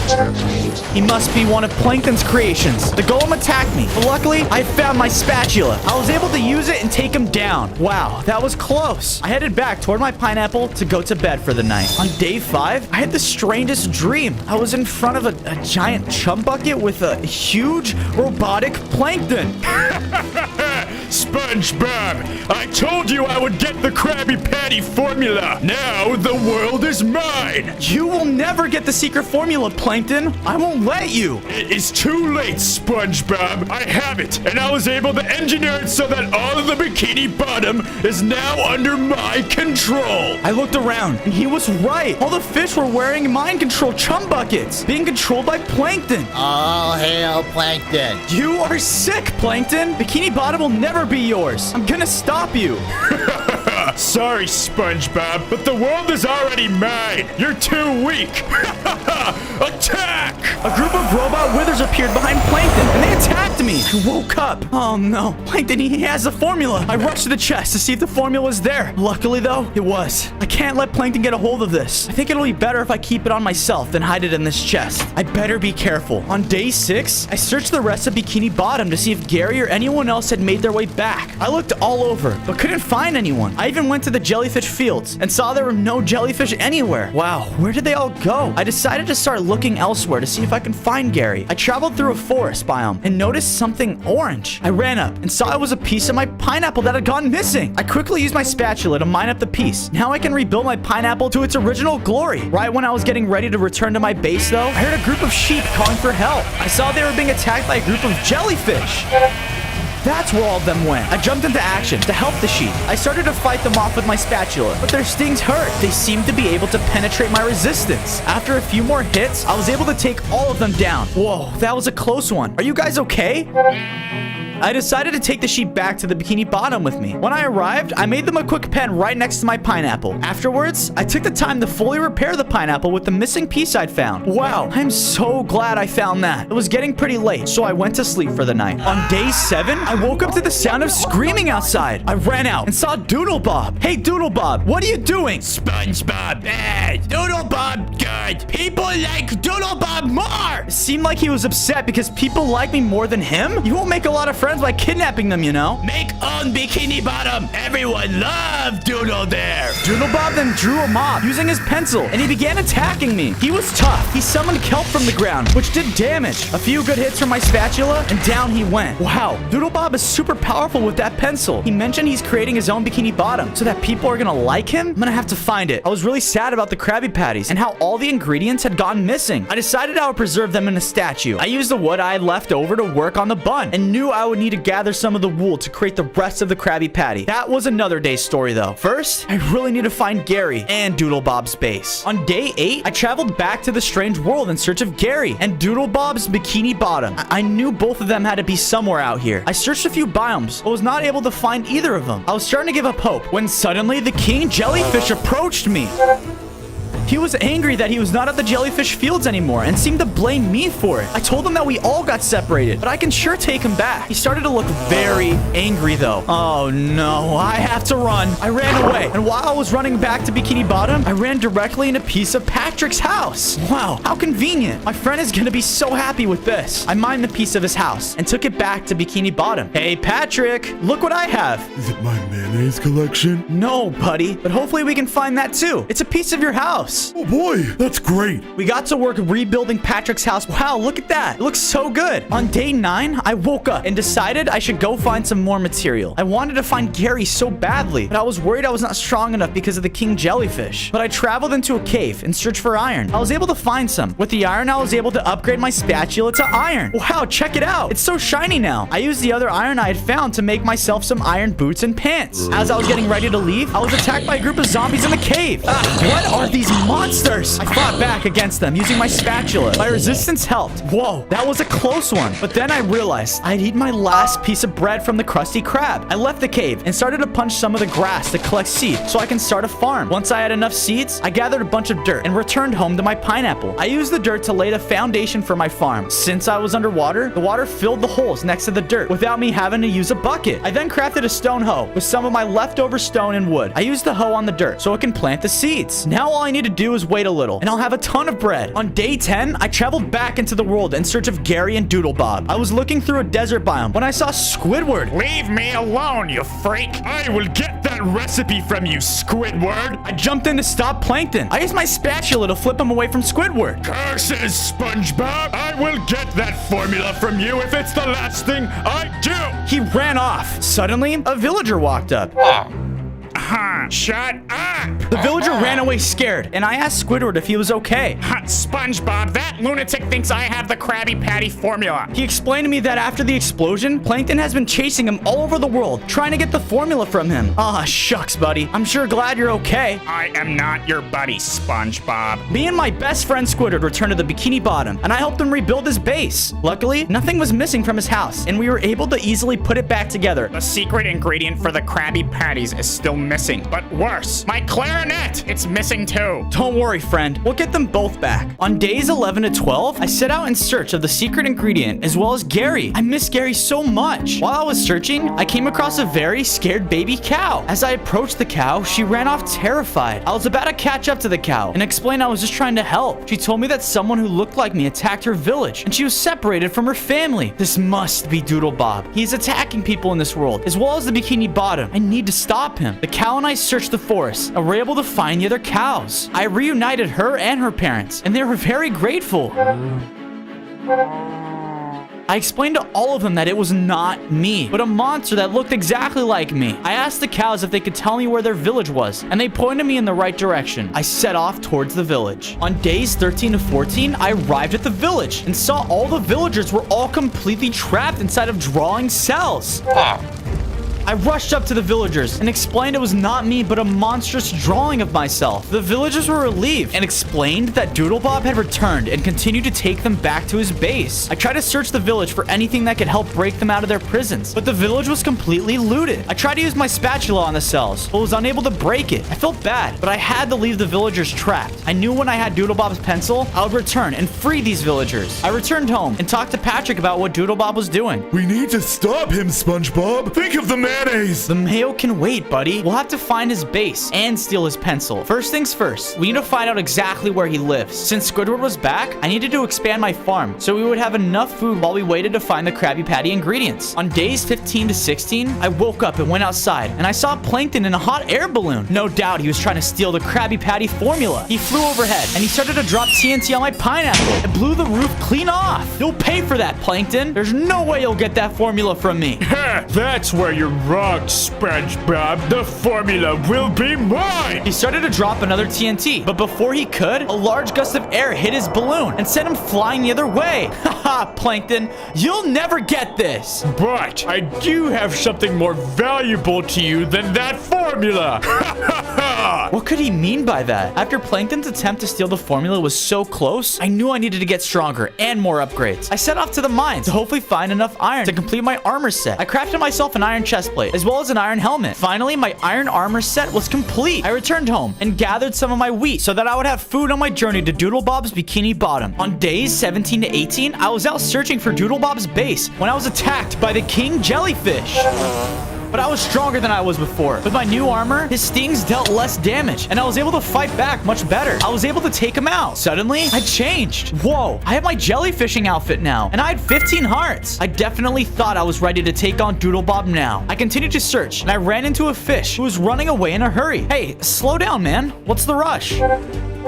The fish explained to me that he had been captured by Doodlebob, but was able to break free. Do you know where his base is? He pointed me in the right direction. I thanked him and set off toward Doodlebob's base. On days 19 to 20, I arrived at Doodlebob's base. The first thing I noticed was there was a drawn version of my pineapple. Doodlebob wasn't kidding. He's making his own Bikini Bottom. I looked around and noticed there were fish trapped in drawn prisons. Oh no, this isn't good. Just then, Doodlebob came out of his pineapple and he walked up to one of the fish. He threw him one of the nastiest looking Krabby Patties I'd ever seen. Eat now! He forced the fish to eat it, and suddenly the fish died. Doodlebob looked very angry that he didn't like the Krabby Patty and stormed off. I made my way to the fish, making sure Doodlebob was still gone, and tried to break them out using my spatula again, but it was no use. I promise I'll get you guys out once I'm able to get the pencil away from Doodlebob, okay?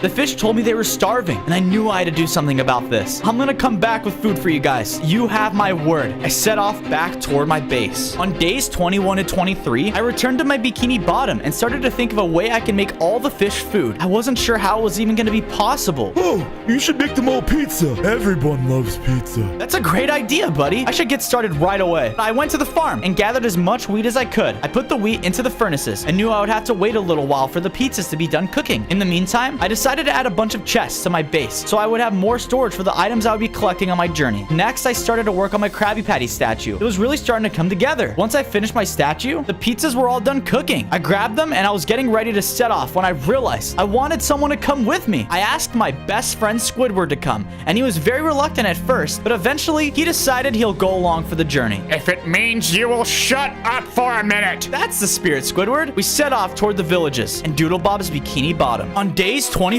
to 26, Squidward and I made our way across the villages I'd seen and delivered each of them pizza so they would have food while they were trapped. There were so many villages already affected by Doodlebob, and I knew I had to put an end to this madness. As we were making our way to Doodlebob's base, we were suddenly ambushed by robot golems again. The golems started to attack us. Thankfully, I upgraded my spatula to iron, and I was able to take them down with it. We made our way to Doodlebob's base and made sure the coast was clear. He was nowhere in sight, so we used the opportunity to deliver the final pizza to the fish. Here you go, guys. This should keep you fed while we figure out a way to free you. The fish were extremely grateful, and I was getting ready to leave, but one of the fish stopped me.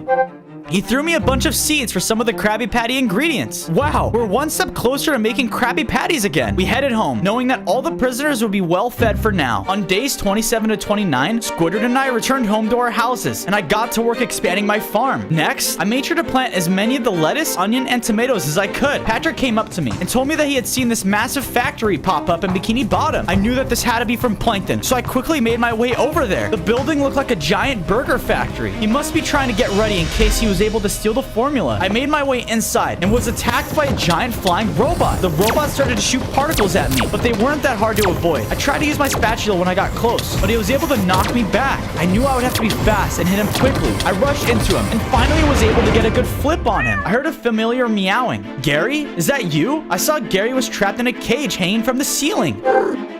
You too, buddy. I quickly broke Gary out, and we made our way back to the base. We made our way inside our pineapple, and I made Gary his own bed. I was so excited to finally be reunited with him. On days 30 to 32, I rushed outside and saw Plankton with a giant Krabby Patty monster. I was trying to create my own Krabby Patties, but I made this instead. Look, and my masterpiece. Plankton, what have you done? It's a mutant Krabby Patty. Get the recipe for me. The mutant Krabby Patty attacked me. He was incredibly strong. The mutant Krabby Patty attacked my pineapple and started to destroy it. No, stop. Just then, Doodle Bob showed up. He jumped in and he erased the Krabby Patty with his pencil. Curses, Doodle Bob. The recipe was almost mine. SpongeBob, mine to destroy. Me hoi manoi hoi. Plankton fled, with Doodle Bob chasing after him. I took the moment to rebuild the destroyed parts of my pineapple. Wow, that was a close one. I can't believe I'm saying this, but thank goodness for Doodle Bob. On days 33 to 35, I woke up and realized I needed more upgrades in order to defeat Plankton and Doodle Bob. I headed out and found a cave to look for diamonds. After a bit of searching, I found a huge mine shaft. Whoa, look at this place. I was about to give up hope when I found some. I mined them quickly and used them to upgrade my diamond spatula. It was a good thing I upgraded it as well, because I was then attacked by a group of robot Endermen.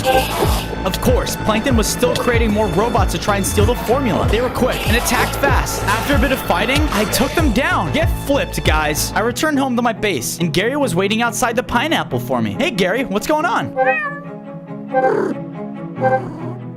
Gary, that's amazing. We'll be one step closer to making Krabby Patties again. On days 36 to 38, I came across another village, but this village was different. It was completely drawn. I entered the village and was looking to find more villagers that were trapped, but none of them were. They were all drawings. The drawing villagers spotted me.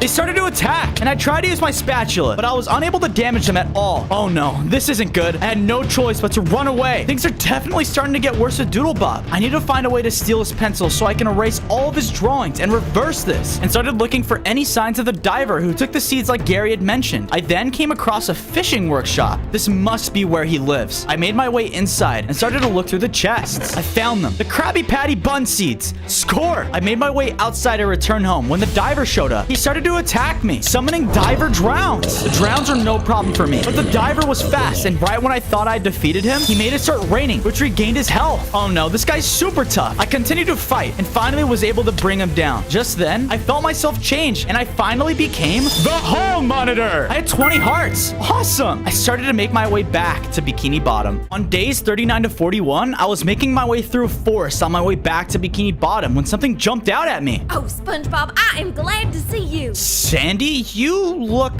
different. I'm not sure what you mean, SpongeBob. This is how I've always looked. I was trying to get back to Bikini Bottom, but I got lost. I'm actually headed there right now. I could take you with me if you want. Before we returned, we stopped to grab some sand because I knew we would need some glass to repair Sandy's tree dome. We returned home to Bikini Bottom, and we rebuilt the part of Sandy's tree dome that was destroyed from Plankton's blast. I then went and added some more dirt to my farm and planted all the Krabby Patty bun seeds I had, one step closer to Krabby Patties. I then returned to Sandy and explained to her that Plankton would stop at nothing to steal the formula from me. Sandy told me that she had a plan for him. I think we can make a rocket and trick him into it. Then we can send him to the moon and he won't bother us ever again. That's a great idea, Sandy. I also heard about this cheese biome that might solve the Krabby Patty cheese problem. If you bring me iron for my rocket, I'll tell you where I think it is. Of course, Sandy wants me to get things before helping me. On days 42 to 44, I set off to a cave to find as much iron as I could. Once inside, I started to mine all the iron I can see. Along the way, I found a few diamonds, which I used to make a pair of diamond pants and diamond chest plate. I was starting to feel like nothing could stop me. I returned home to Sandy's tree dome and gave her all the iron I found while in the caves. This is a great start, SpongeBob. Now, can you tell me about the cheese biome? Of course. It's not too far from here, actually. Sandy explained to me where the cheese biome was and talked about the cheese cows that inhabited the area. I thanked her and got ready for my journey. Before I set off, I decided to work on my Krabby Patty statue. Even though we were getting closer to finishing the Krabby Patties for real, I wanted to make sure I had something to remind everyone how good they were. Before I left, I collected some of the regular wheats and used it to create bread for my journey. I said goodbye to Gary and headed off. On days 45 to 46, I arrived at the cheese biome. It was like nothing I'd ever seen before. I started looking around when I spotted a herd of cheese cows. I approached the cheese cows and explained to them that I was trying to find cheese for my Krabby Patties and how they would be a big help.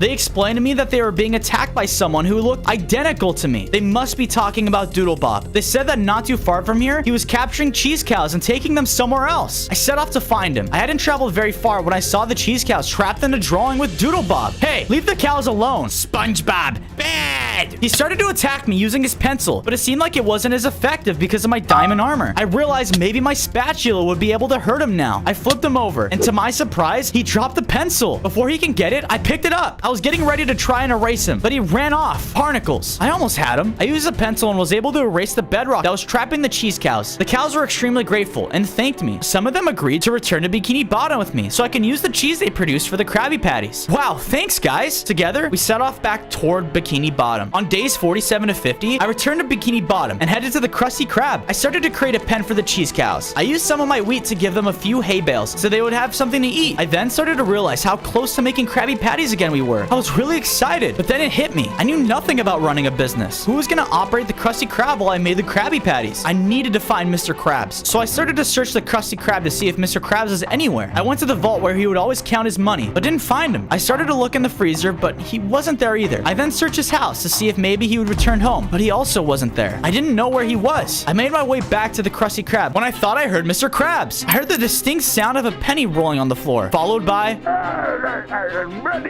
money. Plankton must be holding Mr. Krabs in the chum bucket. I made my way over to the chum bucket and got ready to go inside. On days 51 to 53, I entered the chum bucket. It felt cold and laboratory-like. Nothing like the Krusty Krab, that's for sure. I started to look around for any sign of Mr. Krabs when a robot started to attack me. I was ready for him though. I started to fight back using my spatula, and eventually he went down. I went deeper into the chum bucket and I finally found him. Mr. Krabs! Sponge boy me Bob! Get me out of here! I was unable to break the cage he was in, but realized there might be a key to unlock it. I then noticed a chest that was labeled not key for cage chest. So I decided to open it, and it had the key. Wow, I guess that sign sure was misleading. I ran back to free Mr. Krabs, and we started to make our way to the exit when Plankton showed up in a robotic suit. Where do you think you're going, SpongeBob? Out of this terrible place you call a restaurant. Plankton tried to trap us, but we were able to dodge it. I then used my spatula to knock him out of the mech so we could run for the exit. Curses, Krabs! I will have that formula! On days 54 to 56, Mr. Krabs and I made our way back to the Krusty Krab. Sponge boy me Bob! The Krusty Krab is in ruins! Don't worry, Mr. Krabs. I have the material to build it back to its original glory. We spent some time rebuilding it, and it looked as good as new. Good as new, SpongeBob! Me money was taken when I was blown away! Oh no, how are we gonna survive without your money? Magician took all me money! He's somewhere in the dark forest I landed in! Well, don't worry, Mr. Krabs. I can go back and get your money, and I'll bring it back to you. I mean, we're gonna need it to run the Krusty Krab, right? That's the spirit, me boy!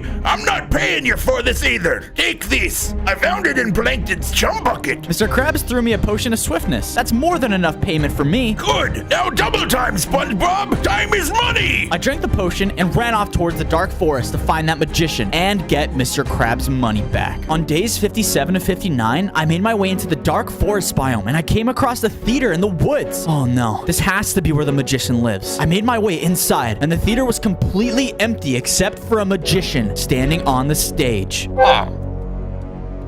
No, I'm actually here to get my boss's money back. And he's not paying me for this, so can we get this done in a hurry? The magician started to attack me. He threw cards at me, and I had to avoid them. I tried to attack him, but then he went invisible. He moved around the theater, pulling bunnies from his hat, and they started to attack me too. Every time I fought them off, he would pull more out to attack me. So I had to pull out Doodle Bob's pencil and use it on him. I completely erased him from existence. I felt myself starting to feel strange. And whoa, I'm ripped, and I have anchor arms. I searched the magician's theater and found the theater's back room. It was filled with gold blocks. This must be Mr. Krabs' money. I mined all of it up and started to make my way back to Bikini Bottom. On days 60 to 62, I returned to the Krusty Krab and helped Mr. Krabs to load all of his money into his vault. Don't get any ideas, SpongeBob. This is my money. Of course not, Mr. Krabs. Just happy we're back together in the Krusty Krab. I then headed to Sandy's tree dome to see how the rocket was coming along. Sandy told me she was going to need a lot more iron and some redstone to power the rocket. I headed back into the mines and mined all the redstone and iron I could find. I even found a few more diamonds. patties. I used the diamonds to finish my diamond armor and then headed back to Sandy's. Sandy and I started to work on the rocket, and it really seemed to be coming together. I figured this is a good time to work on my Krabby Patty. It looks great now, but just wait until it's fully done. I returned to the Krusty Krab to see if Mr. Krabs needed anything else while I had some free time. I asked Mr. Krabs if he had any idea where we can get patties for the Krabby Patties. Of course I do, SpongeBob. I always get me patties from the ancient patty mines, not too far from here. An ancient patty mine? Okay, I'm not gonna ask any questions. Mr. Krabs gave me the coordinates, and I set off to the mine to grab as much of the patty ore as I could. I'm not paying you for this either. On days 63 to 65, I made my way to the ancient patty mine that Mr. Krabs had described. I was inside and saw a massive lava pit. It looked like there were structures I could jump to, so I was really careful and made my way across the lava pit, carefully jumping from structure to structure. On the other side, I found a ton of patty ores. I started to mine them, and they dropped, minced meat? Okay. I didn't know Krabby Patties came from the ground, but I guess that's why they're so delicious. Once I had mined all the Krabby Patty ore I could find, I headed back home to Bikini Bottom. When I arrived at the Krusty Krab, it was under attack by Doodlebob and some of his drawings. I took out my pencil and began erasing as many of them as I could, turning them back to normal fish. Before I could erase all of them, one of them destroyed part of the Krusty Krab. SpongeBob bad doodle gut. He ran back to his own version of Bikini Bottom. I started to rebuild the Krusty Krab. It felt like we had just finished it, and now we're rebuilding. Wow. No matter. I restored it to the sweet, greasy glory it was. It was getting late, though, so I went to bed, knowing I would get Doodlebob tomorrow. On days 66 to 68, I woke up and prepared to go to Doodlebob's Bikini Bottom and put an end to him once and for all. I set out on my journey to his base, and along the way, stopped to free all the fish and villagers that I came across. All of them were so appreciative that I came back for them and freed them like I had promised. Don't sweat it, guys. I made my way to Doodlebob's base and was getting ready to free the fish when Doodlebob himself showed up. SpongeBob, Doodle wants friend. This is a bad way to get friends, Doodlebob. If you were just nice to people, they would want to be your friends as well. No! Doodlebob attacked me, and I started to fight back against him. I took out the pencil and used it on him. I looked and noticed part of his face was erased. I ran at him, trying to finish him off, but he ran off. I let him go for now. I knew he was powerless without his pencil. I then took the time to make sure I erased all of Doodlebob's Bikini Bottom and finally freed the rest of the fish that were at his base. We all started to make our way back to Bikini Bottom. On days 69 to 71, I returned to Bikini Bottom with all the fish that had been freed from Doodlebob's base. The fish started to settle into their homes. I found a great spot for my Krabby Patty statue to stay. Now everyone in Bikini Bottom can see it. I was almost done admiring my work when Plankton showed up with an army of robots. He was inside of a giant mech suit. You are going to give me that formula, SpongeBob. Never. He and his robots started to attack. I had defeated all of them once, so I knew I could do it again. I thought they would be no match for me now that I had full diamond armor and the pencil, but there were too many of them. I was beginning to be overrun when Plankton stepped in with his mech. He hit me really hard, and I could barely move. He then grabbed the formula from me. No! I have the formula now, and the Krabby Patties are mine! I was helpless as I watched him walk away with the formula. How could I have let this happen? On days 72 to 74, I made my way to the Krusty Krab to tell Mr. Krabs the bad news. Mr. Krabs, Plankton, he stole the formula, and I wasn't able to stop him. Oh no, me boy. This is very bad. I know, but we need to get it back, me boy. If not, I'll lose all me money. That's not even the worst part. He will know the secret ingredients, Mr. Krabs. This is gonna change everything. Me money is more important. You need to go and get the secret ingredient before he does, SpongeBob. But where do I find it, Mr. Krabs? You're the only one who knows what it is. I get the secret ingredient at Skull Rock. You'll have to go there to grab it before Plankton figures out where it is. Mr. Krabs gave me the coordinates to Skull Rock so I could retrieve the Krabby Patty secret ingredient for the Krabby Patties. I grabbed a few things and then left to go. On days 75 to 77, I arrived at Skull Rock. There was a giant shark head on the front of the huge castle. I made my way up the large staircase and entered a dining room. I looked around and finally I found some bottles in a chest labeled secret ingredients. This must be the secret ingredient for the Krabby Patties. I was getting ready to leave when suddenly a group of lizard people started to run at me. I was scared, so I started to hit them with my spatula. They attacked me at range and then would get close and knock me back. They were no match for my diamond spatula though. Take this! Down they went. Mr. Krabs never mentioned it was guarded by lizard people. I wonder why he left that out. Anyway, I had what I needed and started to make my way back to Bikini Bottom so we can start cooking our Krabby Patties again. On days 78 to 80, I returned to the Krusty Krab with the secret ingredients. I handed it to Mr. Krabs and he was extremely happy. Sponge boy, me Bob, you did it! Did you say hi to my lizard friends for me? They don't get company often. Yeah, your friends. They were, great. Oh, no. I ran back to my farm as fast as I could to gather the other ingredients for the Krabby Patties. I guess those lizard people were Mr. Krabs' friends. Yikes. I started to harvest all the lettuce, tomatoes, and onions I could carry. I then grabbed all the buns from the special seeds. I stopped by the cheese cows, and they gave me a bunch of cheese. It was cooking time. I started to make as many Krabby Patties as I could, and as fast as I was able to. In no time, the delicious smell of Krabby Patties was filling Bikini Bottom, and fish were swarming to the Krusty Krab like anchovies. We were selling them so fast, I could barely keep up. The Krusty Krab was back in business. The fish weren't the only ones who noticed, because in no time, Plankton was at the Krusty Krab. Krabs! Why is everyone eating these and not mine? You must have the secret ingredient. He started to attack Mr. Krabs, but I stepped in. Hide the secret ingredient. I started to fight him off while Mr. Krabs ran off to the vault to hide it. I was able to distract him long enough for Mr. Krabs to get away. Curses, SpongeBob! I will get you for this! He ran back to the chum bucket. On days 81 to 85, I started by repairing the part of the Krusty Krab that was destroyed by Plankton. I was just finishing up when Doodlebob showed up and started to yell at me. Me-hoy, me-noy-hoy. Why people like your patty and not mine? Because ours are made with love and a secret ingredient, Doodle. People should like Doodlebob. You don't have to be bad. You'll never make friends this way. But he didn't listen. He was so filled with rage that he started to attack me. I feel really bad for him. Stop, Doodlebob. Don't make me do this. Doodle God! I used his pencil and erased him for good. I felt really bad about what I had done. Just then, a group of fish arrived and started to cheer for me. I still didn't feel great about what I had done, but it seemed to make everyone else happy. On days 86 to 90, I returned to Sandy to see if she still needed anything else to get the rocket ready for Plankton. Yes, we need to create fuel cells by... She started to go into detail, and I really wasn't sure what she was explaining. So I daydreamed about jellyfish in the jellyfish fields. So I need you to go get me some more redstone and a few diamonds.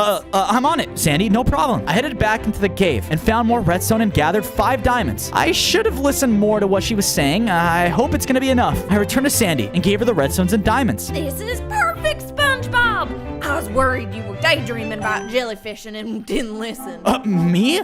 Daydream about Of course not, Sandy. I was 100% listening. Sandy began working on the fuel cells while I finished up the rocket for her. She added them, and the rocket was ready for takeoff. Now all that was left was to break into the chum bucket and steal back the Krabby Patty formula. On days 91 to 94, I snuck into the chum bucket. I made sure the coast was clear before I entered the lab, where I assumed Plankton was analyzing the formula. As soon as I entered, I saw him. Dang it! How does Krabs do it? Where is the ingredient? I rushed outside, hoping he didn't spot me. I had to come up with a foolproof plan to distract him before I could steal the formula back. I had it. Pizza delivery. It's about time. I ordered this about 31 minutes ago. He rushed out of the lab and headed for the door of the chum bucket. I quickly ran inside and grabbed the formula, hoping I could get out before he returned. I spoke too soon because alarms in the chum bucket started to go off. Plankton came back, rushing in. SpongeBob, I should have known. He hopped into his mech suit and started to attack me. Luckily for me, I was fast and was able to get out of the lab, but he was right behind me. I used my pencil and hit his mech suit, totally destroying it. Ha! Take that, Plankton. Curse you, SpongeBob! I ran into the Krusty Krab and hid the formula into the vault. I knew you could get this back for me. On days 95 to 99, Mr. Krabs and I came up with a genius idea to trick Plankton onto the rocket. I went to my farm and gathered some regular wheat to make some bread. Afterwards, I grabbed some onion from the Krusty Krab freezer. With the wrong ingredients, we created a fake Krabby Patty, and it looked just like the real thing. There's no way he can resist this. Everyone knows a Krabby Patty needs lettuce, onion, and tomato, as well as a secret ingredient. But Plankton didn't know that. I then went to Sandy to make sure the rocket was prepped and ready. I knew we didn't have long. He would have another giant robot ready in no time. We're almost there, SpongeBob. I just need a few more days for the fuel cells to stabilize and be ready to go. Since I had time, I decided to check up on Patrick, Squidward, and Gary. I delivered a Krabby Patty to Patrick, and then I spent some time with Gary. I then knocked on Squidward's door. What do you want, SpongeBob? I know I never found your clarinet, so I decided to make you one. Here you go. This is just a stick. Yes, but it's the thought that counts. He slammed the door in my face and went inside. Classic Squidward. This is it. Day 100. We moved the rocket outside of the chum bucket and got it prepared for launch. Everything's good to go, SpongeBob. Yeehaw! I threw the fake Krabby Patty on the rocket and went over to the chum bucket. I knocked on the door and Plankton answered. What do you want, SpongeBob? We know you wanted a Krabby Patty, so we left one over there for you. Oh, thank you. He ran over and before he grabbed it, he realized it was fake. Curse SpongeBob! Suddenly, he transformed into his giant robotic mech. Oh no. Plankton and I started a battle. SpongeBob, give me the formula! Never, Plankton. We started a fight. I had to weaken his robot suit so I would be able to get him on the rocket. He was hitting hard, but I'd come a long way since the first time we met. I was able to weaken him enough to use my pencil and erase his suit. You'll never stop me! I will come back for the formula! Good luck coming back for this. I hit him with my spatula and flipped him onto the rocket. Now, Sandy! Sandy closed the doors to the rocket and initiated the launch sequence. Curse you, SpongeBob! And that was it. We officially saved the Bikini Bottom. On day 1, I spawned in as SpongeBob SquarePants. I'm ready! I was in front of the Krusty Krab, which was revealing its brand new Elemental Krabby Patty. With this, I'm gonna make so much money! Whoa, it's perfect! Suddenly, bursting in, entered a large plankton robot. Yes, finally! My ultimate plan has begun, and Bikini Bottom will bow down to me! Plankton charged in and began to blast out deadly explosions everywhere. He then aimed right for the Krabby Patty. No! I jumped in the way and was slammed into it. Because of this, all of its ingredients flew into the unknown, and my body began to transform. The elements all infused within me, turning me into elemental SpongeBob. Whoa. Mr. Krabs was captured in a cage, and all of the other fish seemed to be controlled by Plankton. All hail Plankton! Run, me boy! With no other option, I ran for my life. On day 2, I was running far away. I was searching for any solutions to save Mr. Krabs. But just then, I was cut off by surfer fish. Yo, he's elemental? He must have been the one who destroyed our ocean. Wait, what? They pulled out sharp pitchforks and began to charge after me. Ah! I ran for my life, but they weren't giving up. Get that sponge! One of them then managed to hit me. Yeah! Because of this, I shot out a charge of electricity all around me. Whoa, I have powers. That's it. He pulled out a fishing rod and with it was able to capture me. Great. I was brought by the fish until we made it to a beach. There, other surfers were all around trying to swim in the water, but it was just too hot. This sucks. This elemental sponge turned our water hot. I just know it. What are you talking about? No, I didn't. They then threw me in a cell. Yeah, come on, let me out of here. I gotta find Mr. Krabs. The entire Bikini Bottom is at risk. SpongeBob? Huh? I turned and saw with me was my best friend, Patrick. Why are you in here? I got caught eating someone else's ice cream. It was so good. Right. Come on, buddy. We gotta get out of here. On day 3, the two of us broke out of our cage and began to escape. We were actually making great progress until... Ooh, hot sauce. Huh? I looked over and saw a fire hot sauce on the beach's shoreline. An elemental Krabby Patty ingredient. I have to take it. I went over and grabbed the fire hot sauce. And because of this, something began to happen to me. I upgraded and had mastered my fire element. I now had 10 hearts and had my very own fire gloves. Oh yeah. But just then, one of the fish took notice. Hey, that sponge guy escaped! Get him! All of them began to rush right towards me. But with one karate chop, I was able to send all of them back. Haha! Oh, brother, this guy stinks! Wait a minute, guys! The water! It's back to normal! All of the fish then happily jumped in and began to swim around. Righteous! Sorry about that, little dude. Looks like it was the hot sauce that was turning our water hot. Anyway, surf's up! Whoa! The Krabby Patty ingredient just made you stronger. Yeah, it did. Maybe if I find the rest, I can be strong enough to stop Plankton and save Mr. Krabs. With that, the two of us left. But as we did, we saw Plankton bots out surveying the land. Destroy Bikini Bottom! Oh no, we gotta find a safe place to hide. Ooh, I know a place. Follow me. On day 4, I followed Patrick until making it past a reef in a clearing. Whoa, a perfect new home. I got to work by building myself up my very own pineapple home. It took some time, but it looked great. And Patrick made a rock. Is mayonnaise an instrument? From there, I then made my very own Krusty Krab and put the first ingredient inside. When I find all the ingredients, I'll be able to forge the elemental Krabby Patty again for Mr. Krabs. Just then, the two of us heard a loud screech. You've got to be kidding me! Whoa! What's that? I followed the noise until finding a destroyed auditorium. And at its center was Squidward. My clarinet! My beautiful clarinet! Hey, what's going on? I then saw right next to him was the elemental ice patty, the next ingredient. I ran for it, but Squidward blocked my path. Hey! Not so fast, SpongeBob! You want this? Then you'll do something for me.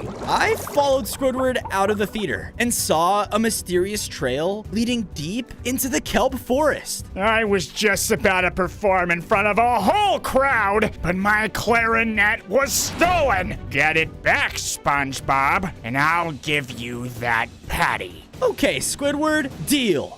On day 5, I went deep into the kelp forest, and it wasn't long until I found a strange pirate ship docked at its center. Squidward's clarinet. It has to be in there. I entered inside, but as I did, the doors slammed behind me. Oh no. In a matter of seconds, emerged a large, scary ghost pirate. I am the Flying Dutchman, and ye are an intruder.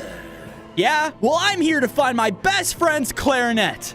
For the sake of me own ears, you will never get it back. Squidward's music is horrible, and that clarinet now belongs to me. What? Well, I'm not taking no for an answer. The Dutchman became furious and slammed a magical essence all throughout the room. Everything transformed, and I was now in front of a deadly obstacle course. None shall challenge me!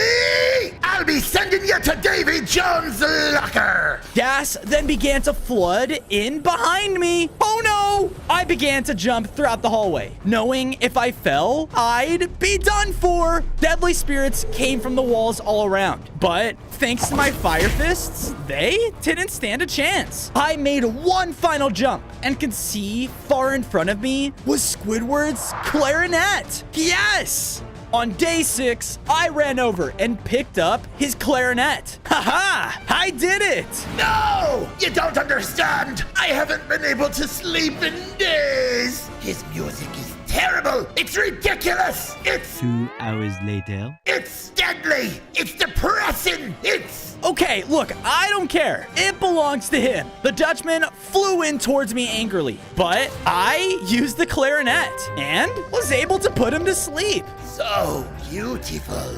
Perfect. Huh, thanks. I returned to Squidward, and he was happier than ever. You actually did it? Yes! Just in time!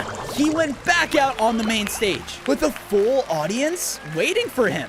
I can't wait to live my dream! With that, Squidward began to play his clarinet, but it was awful. Ah, my ears! Joy! This sucks! Why did we pay for this? We then all heard a loud scream off in the distance. You will pay, SpongeBob! Oh no! I looked over at the ice patty and ran over to pick it up. But before I could reach it, the Dutchman flew into the building. He picked it up himself and transformed into the Ice Dutchman. I warned you. Now, with this new power, I'll just freeze you both for eternity, and you will never play the clarinet again! On days 7 to 8, the Dutchman began to fly throughout the theater, blasting ice blasts everywhere he could. My leg! Oh no! I have to stop him! I shot a fire blast directly at him. But because of this, he quickly turned towards me and froze me in place. No! Oh, poor SpongeBob. You'll see why you should have never gone against the Flying Dutchman! He was about to blast me again, but an ear-piercing shockwave got sent straight towards him. Leave him alone! The direct hit caused the Dutchman to drop the ice patty. Now's my chance. I went over and picked it up. Because of this, I upgraded once again. I now had 15 hearts and had mastered the ice element. Sweet! I immediately blasted at the Dutchman, and because of this, he flew away scared. Garcia, SpongeBob! We did it! And Squidward, you saved me. Shut up, SpongeBob. With that, the two of us happily left the theater. But as we were making our way back home, we saw Plankton. Look around, crabs. Soon this entire city will be bowing down to me, and there's nothing you can do to stop it. This is wrong, Plankton! Stop this! Oh no, we need to find the rest of the ingredients fast. On days 9 to 10, I returned to the base with Squidward. I went to work and built him up his very own home in the middle of mine and Patrick's. Great. By the way, here. Squidward threw me over a mysterious paper. I read it and could see it was the elemental Krabby Patty recipe. All I need now is the water pickle, the earth vegetables, the air buns, and the lightning cheese. Awesome. I went over and placed the ice patty next to the fire sauce. And as I did, I heard a call coming from the nearest phone. Hello? This is the Krusty Krab 2. Can I get your order? SpongeBob, it's Mermaid Man. I need your help at the retirement home. There's evil afoot. Mermaid Man? You want my help? I'll get there as fast as I can. I made my way over to the nearest retirement home, only to see old sardines walking around. Well, aren't you a colorful little one? What? I thought Mermaid Man said it was an emergency. SpongeBob, over here. I looked over to see the amazing Mermaid Man and Barnacle Boy. It's really you. Look, I'm your biggest fan. Mermaid Man! Oh, yes. We've heard about someone using the power of the earth vegetables for evil! That's the next ingredient I need. Where are they? We'll take you there, to the invisible boatmobile! On days 11 to 12, I raced out of the Bikini Bottom with Mermaid Man and Barnacle Boy in the invisible boatmobile. I've dreamt of this day my entire life. Look out! Mermaid Man stopped the car just for us to see a massive golem made out of living chum? How is that possible? This creature reeks of evil! The golem was then alerted by Mermaid Man's shout and started to rush at us. Nice job, old man. Now drive! We raced down the street to Bikini Bottom as the golem would jump up and try to slam into the boat as much as it could. Hold on, I got this. I looked back and shot out my frozen patties at the ground, which caused the road to freeze over. The golem ran over the ice, and because of this, it crashed onto one of the nearby buildings. Sorry, Random House. Good work, SpongeBob. I knew we could count on you. Now, to the supermarket. We finally made it to our destination, only to see that the building was covered in all kinds of food products, and right outside was Mermaid Man's old villain, Man Ray. On days 13 to 14, we snuck closer to Man Ray as Plankton arrived in his massive robot. Man Ray, here's the new tech I promised. Tested and ready to cause havoc on Bikini Bottom. He then threw over a strange-looking gun to him, with the earth vegetables powering it? Yes, with this, I can raise an army of minions to do my bidding. Just don't let it fall into the wrong hands. That SpongeBob kid won't foil my plans this time. With that, Plankton flew away. Now's our chance. Man Ray, your evil deeds have gone on for too long. Ah, Mermaid Man and Barnacle Boy, you won't be able to stop me this time. Man Ray looked over and shot out a pile of food, which caused it to come alive, like the chum golem. Ha ha ha ha ha! Crush them, my minions! He then rushed into the supermarket as the food golems ran in to attack. We were starting to get overwhelmed by them as one of them came in and knocked me back. Yeah! No! We'll handle these, SpongeBob. You gotta get in there and stop Man Ray before he creates more minions. Evil! Mermaid Man's attacks created an opening, which allowed me to run past and head inside the supermarket. On days 15 to 16, I entered the Bikini Bottom supermarket, but the interior was filled with overgrown aisles of food. Ugh. I then heard Man Ray's evil laugh echo across the room.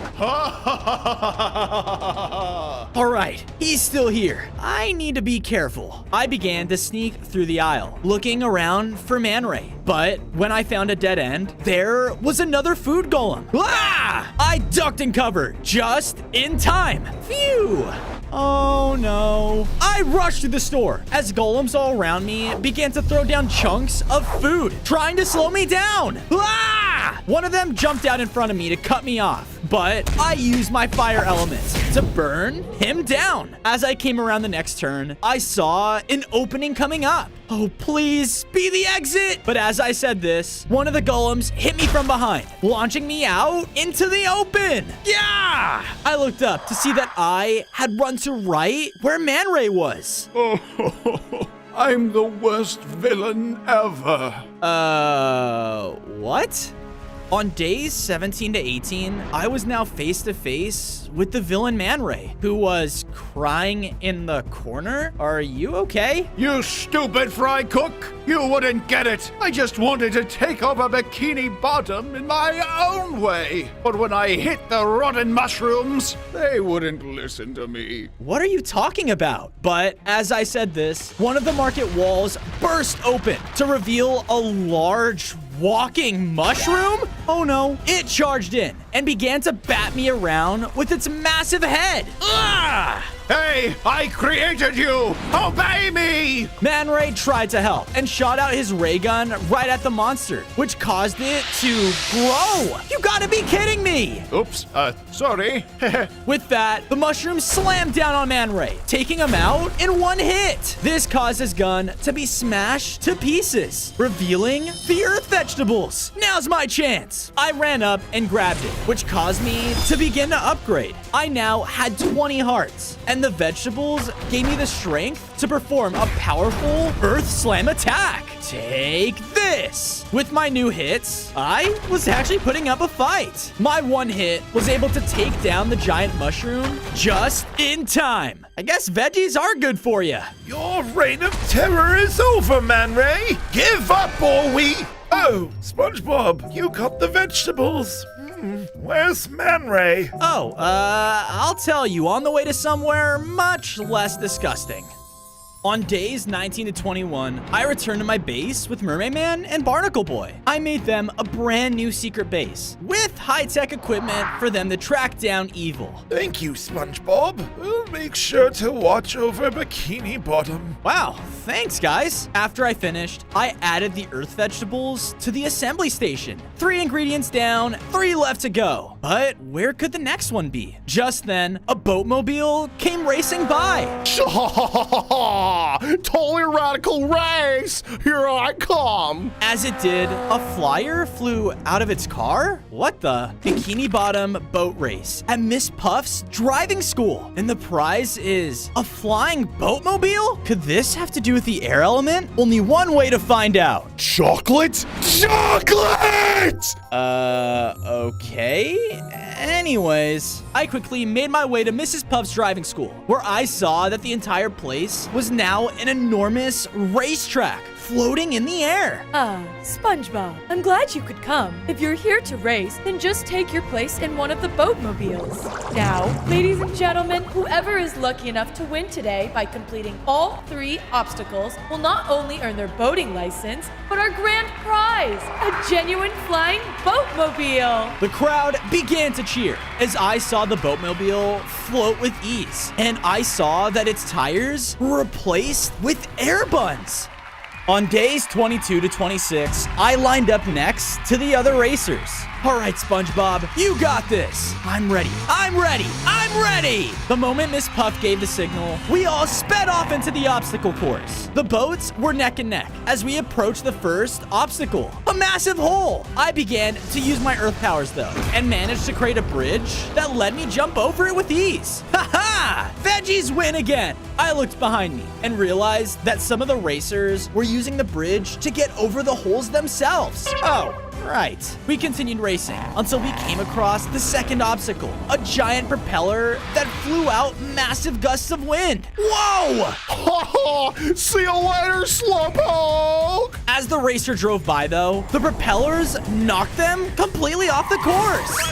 I had an idea and used my ice ability to freeze the propeller and stopped it from blowing me off the course. Nice! As I continued racing to the final obstacle though, I noticed that it was down to me and one other racer. On days 27 to 29, I was neck and neck with the other racer for the air bun boatmobile, but I couldn't see who it was. How are you able to even drive like that? Finally, the last obstacle on our way was possibly the hardest one yet. It was an enormous patch of kelp. The other racer rushed into the kelp, but got stuck. Ha-ha! Now's my chance. I began to charge up my fire element and was able to burn the kelp in front of me, which allowed me to cross the finish line first. Yeah, I did it. And we have our winner, SpongeBob. Now come claim your prize. I started to walk over to the flying boatmobile, but as I did, a wall of inky blocks appeared in front of me. What the? I looked over, and getting out of the second car was a drawing of me? No, that's Doodlebob. I would never allow such a crazy person into my race. What are you doing here?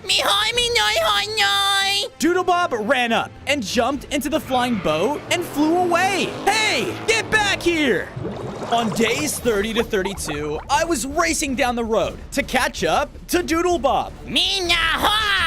Stop! I shot out my ice powers, which completely froze the flying boatmobile. But because of this, he uses Eraser to erase the ice and the boat from existence. No! Why would you do that? If Doodlebob can't have, no one can! He then began to frantically draw in the air, creating scribble monsters? Oh, come on! The monsters charged in to attack me as Doodlebob made his escape. Wait, that pencil's the only way I can get those air buns back. I have to try. They slammed into me, hitting me with inky attacks that would block my vision. I try to keep my distance to try to figure out a plan when that's it. Using my earth element, I was able to create a hole in the ground, which trapped them below. And when I did this, the scribble monsters got all tangled up in one another. Haha! Now, to get that pencil. On days 33 to 35, I ran in the direction of where Doodlebob ran off to, only to see a black hole drawn into the ground. Really? This is the best he can come up with? I jumped inside and found myself in a strange, drawn room. But I didn't see Doodlebob anywhere. I know you're in here. Show yourself. As I looked around, I heard some scribbling behind me, only to see Doodlebob erase part of the wall. He charged in and tried to send out globs of ink right at me. I shot back at him with my ice powers though, but he drew a wall between us to block it. Give me that pencil. He appeared around the wall, trying to fire at me again, but this time I struck him head on with my earth slam, sending him flying back. It's over, Doodlebob. Give up, or I'm gonna use that pencil and erase you. Yeah? Oh, Doodle Bob, surrender! All right, do you promise to stop being crazy now, too? Yeah. Uh-huh. Fine. I'm not gonna hurt you, but draw those air buns back now. With that, Doodlebob drew the air buns back into existence. And as I grabbed them, I began to upgrade. I now had 25 hearts and full mastery over the air element. Sweet. Doodle Bob, friend? You wanna join me? All right, fine. On days 36 to 39, I returned to base with Doodlebob. We worked together to make him a much better inky pineapple house to live in. There you go. See what we can do together, Doodlebob? You Doodle Bob, me SpongeBob. Right. Hey, SpongeBob, you sure about this one? He seems a little crazy. I'm sure. Everyone deserves to have a safe home. Wait a minute. I looked over, only to see my pet snail, Gary. Hey, where have you been? Meow. On vacation? The entire Bikini Bottom's being destroyed and you're relaxing? Meow. Okay. After that, I went to the assembly station and added the air buns to the other ingredients. Okay, we're almost ready. Just a few more ingredients to go. Just then, I heard a loud yell coming from outside. Chocolate! What's that? I went out and followed the noise, only to see the angry fish I saw before being attacked by a sea bear. Chocolate! Leave me alone! Oh no, I have to help. I immediately charged in and tried to push the sea bear back, but because of this, he got very angry. Oh no. Thankfully though, before he could take me down, Patrick ran in and drew a circle around us. Because of this, the sea bear left us alone. Whoa, what was that? Sea bears hate perfect circles. Chocolates! Chocolates! Patrick then walked over and gave the guy a chocolate bar. Here's a spare chocolate bar I've been holding on for a while. The angry fish picked it up and he stared right into it. Something began to happen and... Oh boy, perfect. Thanks. Wait, you're SpongeBob. Yeah? He signaled me to follow him, and I did. On days 40 to 42, the fish brought me to a strange stadium area, and there on it were the water pickles. Holy fish paste, the next ingredient. Heard you were looking for these. Anyways, I'm gonna start eating this chocolate. Oh yeah! I took a closer step inside and saw the place was crowded. What's going on here?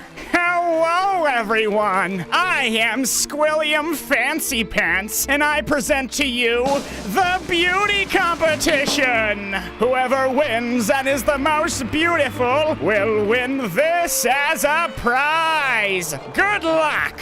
Whoa, I have to win, but how? Just then, I heard crying coming from the corner. I walked over, only to see Squidward? Future. What are you doing here? Squilliam is my arch nemesis. He's better than me at everything. Well, of course I am. Because you, Squidward, will never amount to anything. You know what, Squidward? I'll help you win this competition if you agree to let me have those water pickles. Squidward agreed and brought me back towards the exit. All right, SpongeBob, find me these ingredients. If you do, I should be able to win this competition without a problem. Okay, Squidward, I'm ready. I'm ready. On days 43 to 44, I regrouped with Patrick and pulled out the list of ingredients needed. Squidward needs wood, some jelly, and a piece of sacred coral. All right, let's get to work. Patrick went out and collected some wood, while I went to the nearest jellyfish fields and caught some jellyfish. Perfect. Afterwards, we both went deep into the nearest forest in search of any sacred coral. Look, Patrick, there it is. We both went over to grab it, but as we did, we were completely ambushed. Yeah, what the? We have an intruder in our forest! No, wait, we're just here for the... But before I had the chance to speak, they began to blast out crazy, powerful, poisonous effects at the two of us. Ah! I tried my best to fight back, but within seconds, I passed out. I awoke feeling weaker and saw Patrick and I were in the middle of a sacred arena, dressed like cavemen? What's going on? There were tiki heads all around, chanting louder than ever. We have caught our next prisoners, and with them we shall be given entertainment. Now, the two of you, fight! What? Never! Come on, Patrick. We gotta find a way out of here. Unfortunately, though, Patrick wasn't listening and began to charge straight towards me. Oh no! On days 45 to 47, I was running for my life as Patrick was doing everything he could to fight me. Yeah! What's wrong with you? Snap out of it! This is so much fun! While running, I saw that there were platforms all along the walls. A way to escape. I have to try. I began to jump up the platforms and was actually making good progress until they took notice. He's trying to escape! Stop him! They started to blast out more poisonous explosions at me, but I was nearly avoiding them. Whoa! With one last jump, I made it out. I saw in front of me was some of the sacred coral I needed. Perfect! I went over and picked it up. But as I did, Patrick dropped down in front of me. I blasted him with my fire element, which snapped him out of it. Whoa. Oh, sorry, SpongeBob. I don't know what came over me. Come on. We were making our way out, but just before we reached the exit, we found ourselves surrounded. You're not going anywhere. You're our prisoner. On days 48 to 52, all the tiki people began to charge in. Uh-oh! I turned around, though, and saw a campfire. That's it. Wait! I know a way we can fix all of this. Through friendship. Jimmy, what is this guy talking about? I don't know, but I want to slay him. Everyone, sing along. CAMPFIRESONG song. CAMPFIRESONG song. And if you don't think that we can sing it faster, then you're wrong. But it'll just help if you sing along. Boom, boom, boom. Everyone all around us began to sing, and we were all actually getting along. Yeah, it's working. It'll help. It'll help. And you just sing along. Everyone was having the time of their lives. Yeah, these guys are cool. That was the best entertainment we've ever had. Go ahead, take what you need. With that, Patrick and I returned to our normal selves and freely made it all the way back to Squidward. Took you long enough. We gave him everything we collected, and he was able to make a coral hair brush. Whoa. Here goes nothing. On days 53 to 56, Squidward immediately used the brush, and because of this, his entire appearance had changed. He was now much better looking and had turned into handsome Squidward. Beautiful. That's right! I'm going to win this competition so easily! And that water pickle will be ours. We began to make our way back over, but as we did, a group of fish blocked our path. You are so beautiful! Wow, I think I'm in love with you. I must have you. Oh no! The two of us were running as fast as we could, while the horde of fish chased after us. Get back here! I love you! I think you've become too handsome! You think? Ah! Breaking news! A new beautiful squid has been spotted in Bikini Bottom. My sources tell me it's a man named Squidward Tentacles. And I have to say, I think I love him! Thankfully, we turned the corner and were able to lose them. Phew, that was close. We both saw that we made it back to the competition. It was almost over, and the water pickles were right there. Come on, Squidward, we have to hurry. All right, well, if there are no other competitors, then the winner will hereby be me! Not so fast! We made it on the stage just in time, and everyone got to see just how beautiful Squidward was. I can't believe this. It's pure beauty! That's right. I think we know who the real winner is. The entire crowd went wild, and Squidward won. Yes! Because of this, the water pickles were ours, and I went over to collect them. As I did, something began to happen to me. I grew larger in size, had 5 more hearts, and now had full mastery over the water element. Oh yeah! One step closer to saving Mr. Krabs. I can't believe this. Goodbye, everyone. I'll remember you all in therapy. We did it! Everyone in the crowd was in love, and they all rushed in towards Squidward. Wait, no, wait! They all crashed into him, which turned him back to normal. Oh, yuck. Who are you? Where's all the beauty? Come on, let's get out of here. Stupid squid. Great. On days 60 to 63, I returned to my base with the water pickles and immediately went to the assembly station to add them. Okay, just one more ingredient left, then I can assemble the elemental patty again. As I finished adding the pickles, a bunch of fish citizens came up to the base. What are you guys doing here? We want to help you. Plankton's reign of terror has gone on long enough. Ja, nowhere but here is safe. Well then, come on in. With that, I rushed to work and built a brand new home for them to stay in. There, that should do it. As I finished the apartments, I looked at all the friends and people that I had saved. With everyone's help, we might have a shot at defeating Plankton after all. I just wish Mr. Krabs was here too. Well, what about me? I turned around and saw my friend Sandy. What are you doing here? I was trying out my new invention when I saw something you're gonna want to see, SpongeBob. Now saddle up and come on. On days 64 to 68, I followed Sandy all the way to the jellyfish fields, where I saw a huge contraption. What is this? Well, this is my electric ray gun. I was trying to harness the powers of jellyfish electricity when I saw this huge jellyfish swimming around. And get this, it had a large slice of lightning cheese on its head. Lightning cheese? That must be the final elemental ingredient. Right, and if you can corral their king, I can use all the little ones for my machine. All right, I'm on it. I ran into the jellyfish fields and began to look for a sign of the huge jellyfish that Sandy saw. Nothing like jellyfishing. Now, if I were one, where would I go? But as I said this, I felt the ground around me shake. What was that? Suddenly, I fell underground into a hole. Ah! Ah! I looked around and saw that I was in a long cave, but why is it so circular? I then felt the rumbling again and looked down the tunnel to see the head of an enormous Alaskan bullworm. Oh no! On days 69 to 73, I was running for my life as the Alaskan bullworm was chasing after me. Ah!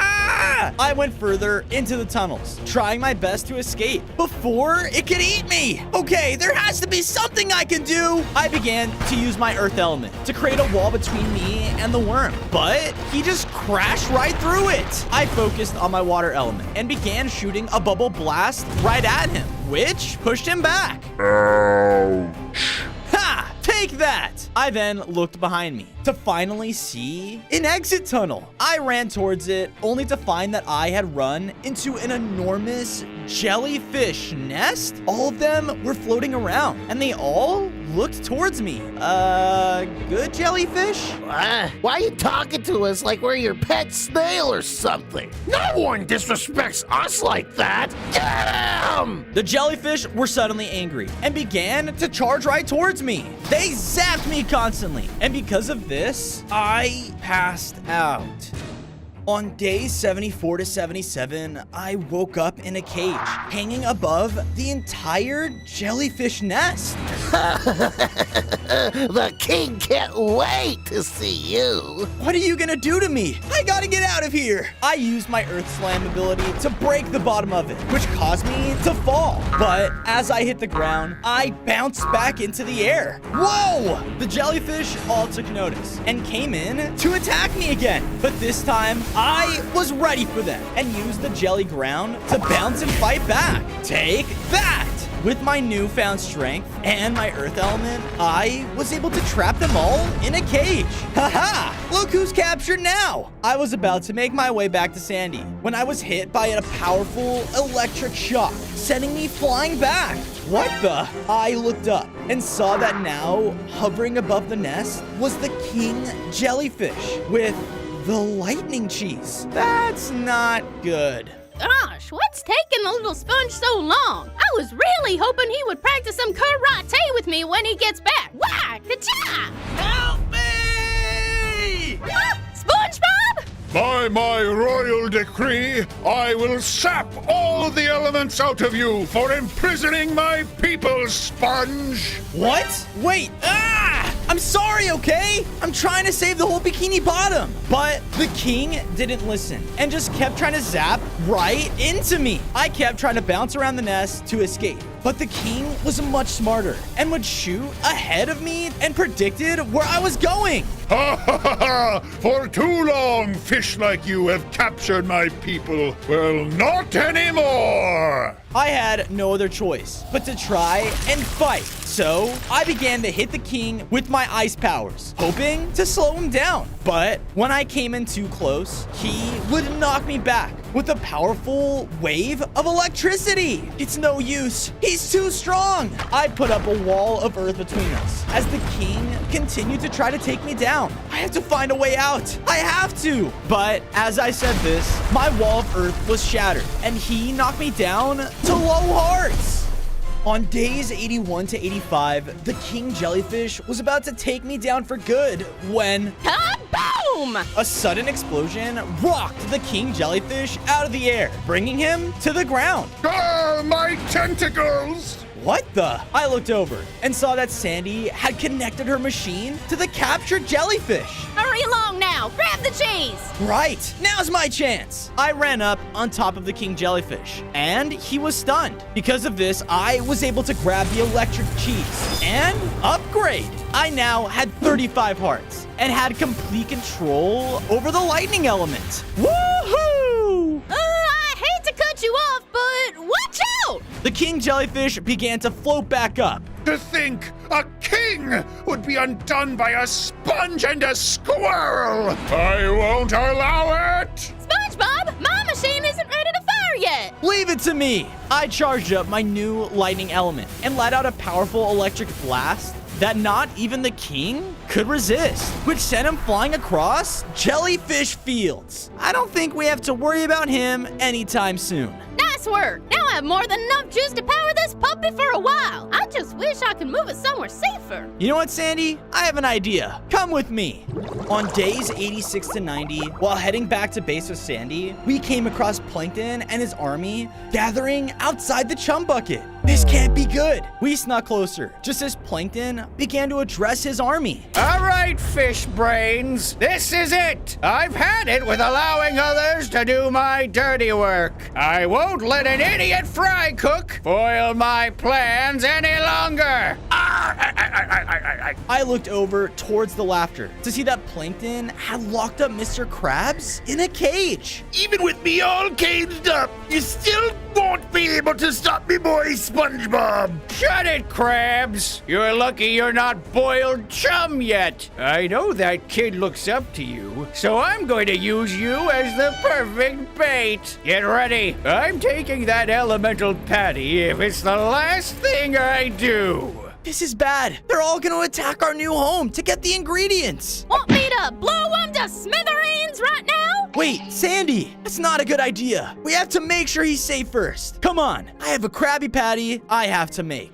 On days 91 to 94, Sandy and I returned safely to the base as fast as we could. I made a new room for her to live in and also a place to keep her invention. I made sure to create an underwater dome big enough for the both of them. Here you go. Once I was finished, I went to the Krusty Krab and finally added the last ingredient that the Krabby Patty needed. Okay, it's time. I went to the top of the Krusty Krab and called everyone together. All right, everyone. Plankton and his army are gonna be here anytime now, and we have to be ready for when he comes. All at once, the entire base went to work. Patrick led the citizens of the new Bikini Bottom right into his rock for extra protection, and Sandy began preparing her machine to fight Plankton's bots. I went to finish cooking the elemental patty when Mermaid Man and Barnacle Boy spotted something. Everyone, he's here! Closing in on the base was Plankton and his mind-controlled army.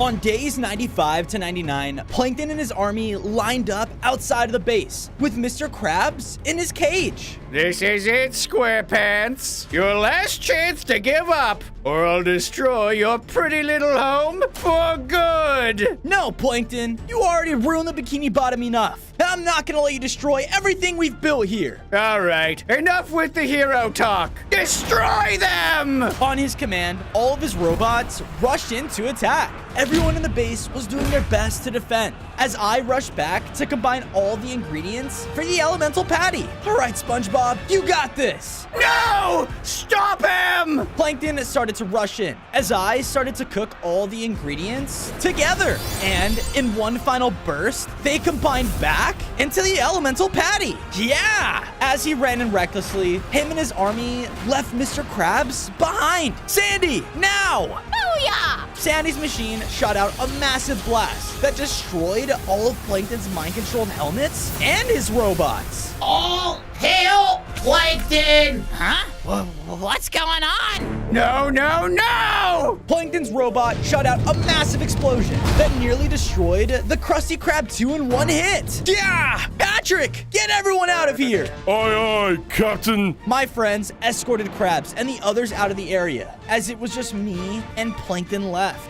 On day 100, I was finally face to face with Plankton, with the elemental patty in between us. I told you I would destroy this place, SpongeBob. Now give over the patty. Never! I rushed towards the elemental patty, but as I did, Plankton's powerful bot shot out a beam that cut me off. Whoa! I shot out my ice element to slow him down, but he was so powerful, he just pushed through my attack. No! I should have done this all those days ago. Plankton then turned his attention to the elemental Krabby Patty and was about to destroy it. So I unleashed my lightning element, which caused his robot to malfunction. God, what the? I then took the opportunity to rush up and eat the entire patty. Because of this, I felt all of the elements merge together and all the powers within me amplified. No, no! I'm an evil genius, and you're just a kid! A stupid kid! Ah! Plankton charged in to attack, but I focused on all of my elements at once and started to absorb their energy as I grew in size. Whoa, whoa! Oh dear, Neptune! I unleashed all of them in one final elemental blast, which sent Plankton flying in the unknown. Curses, SpongeBob! Ha-ha! Take that! And with that, the Bikini Bottom can finally live in peace.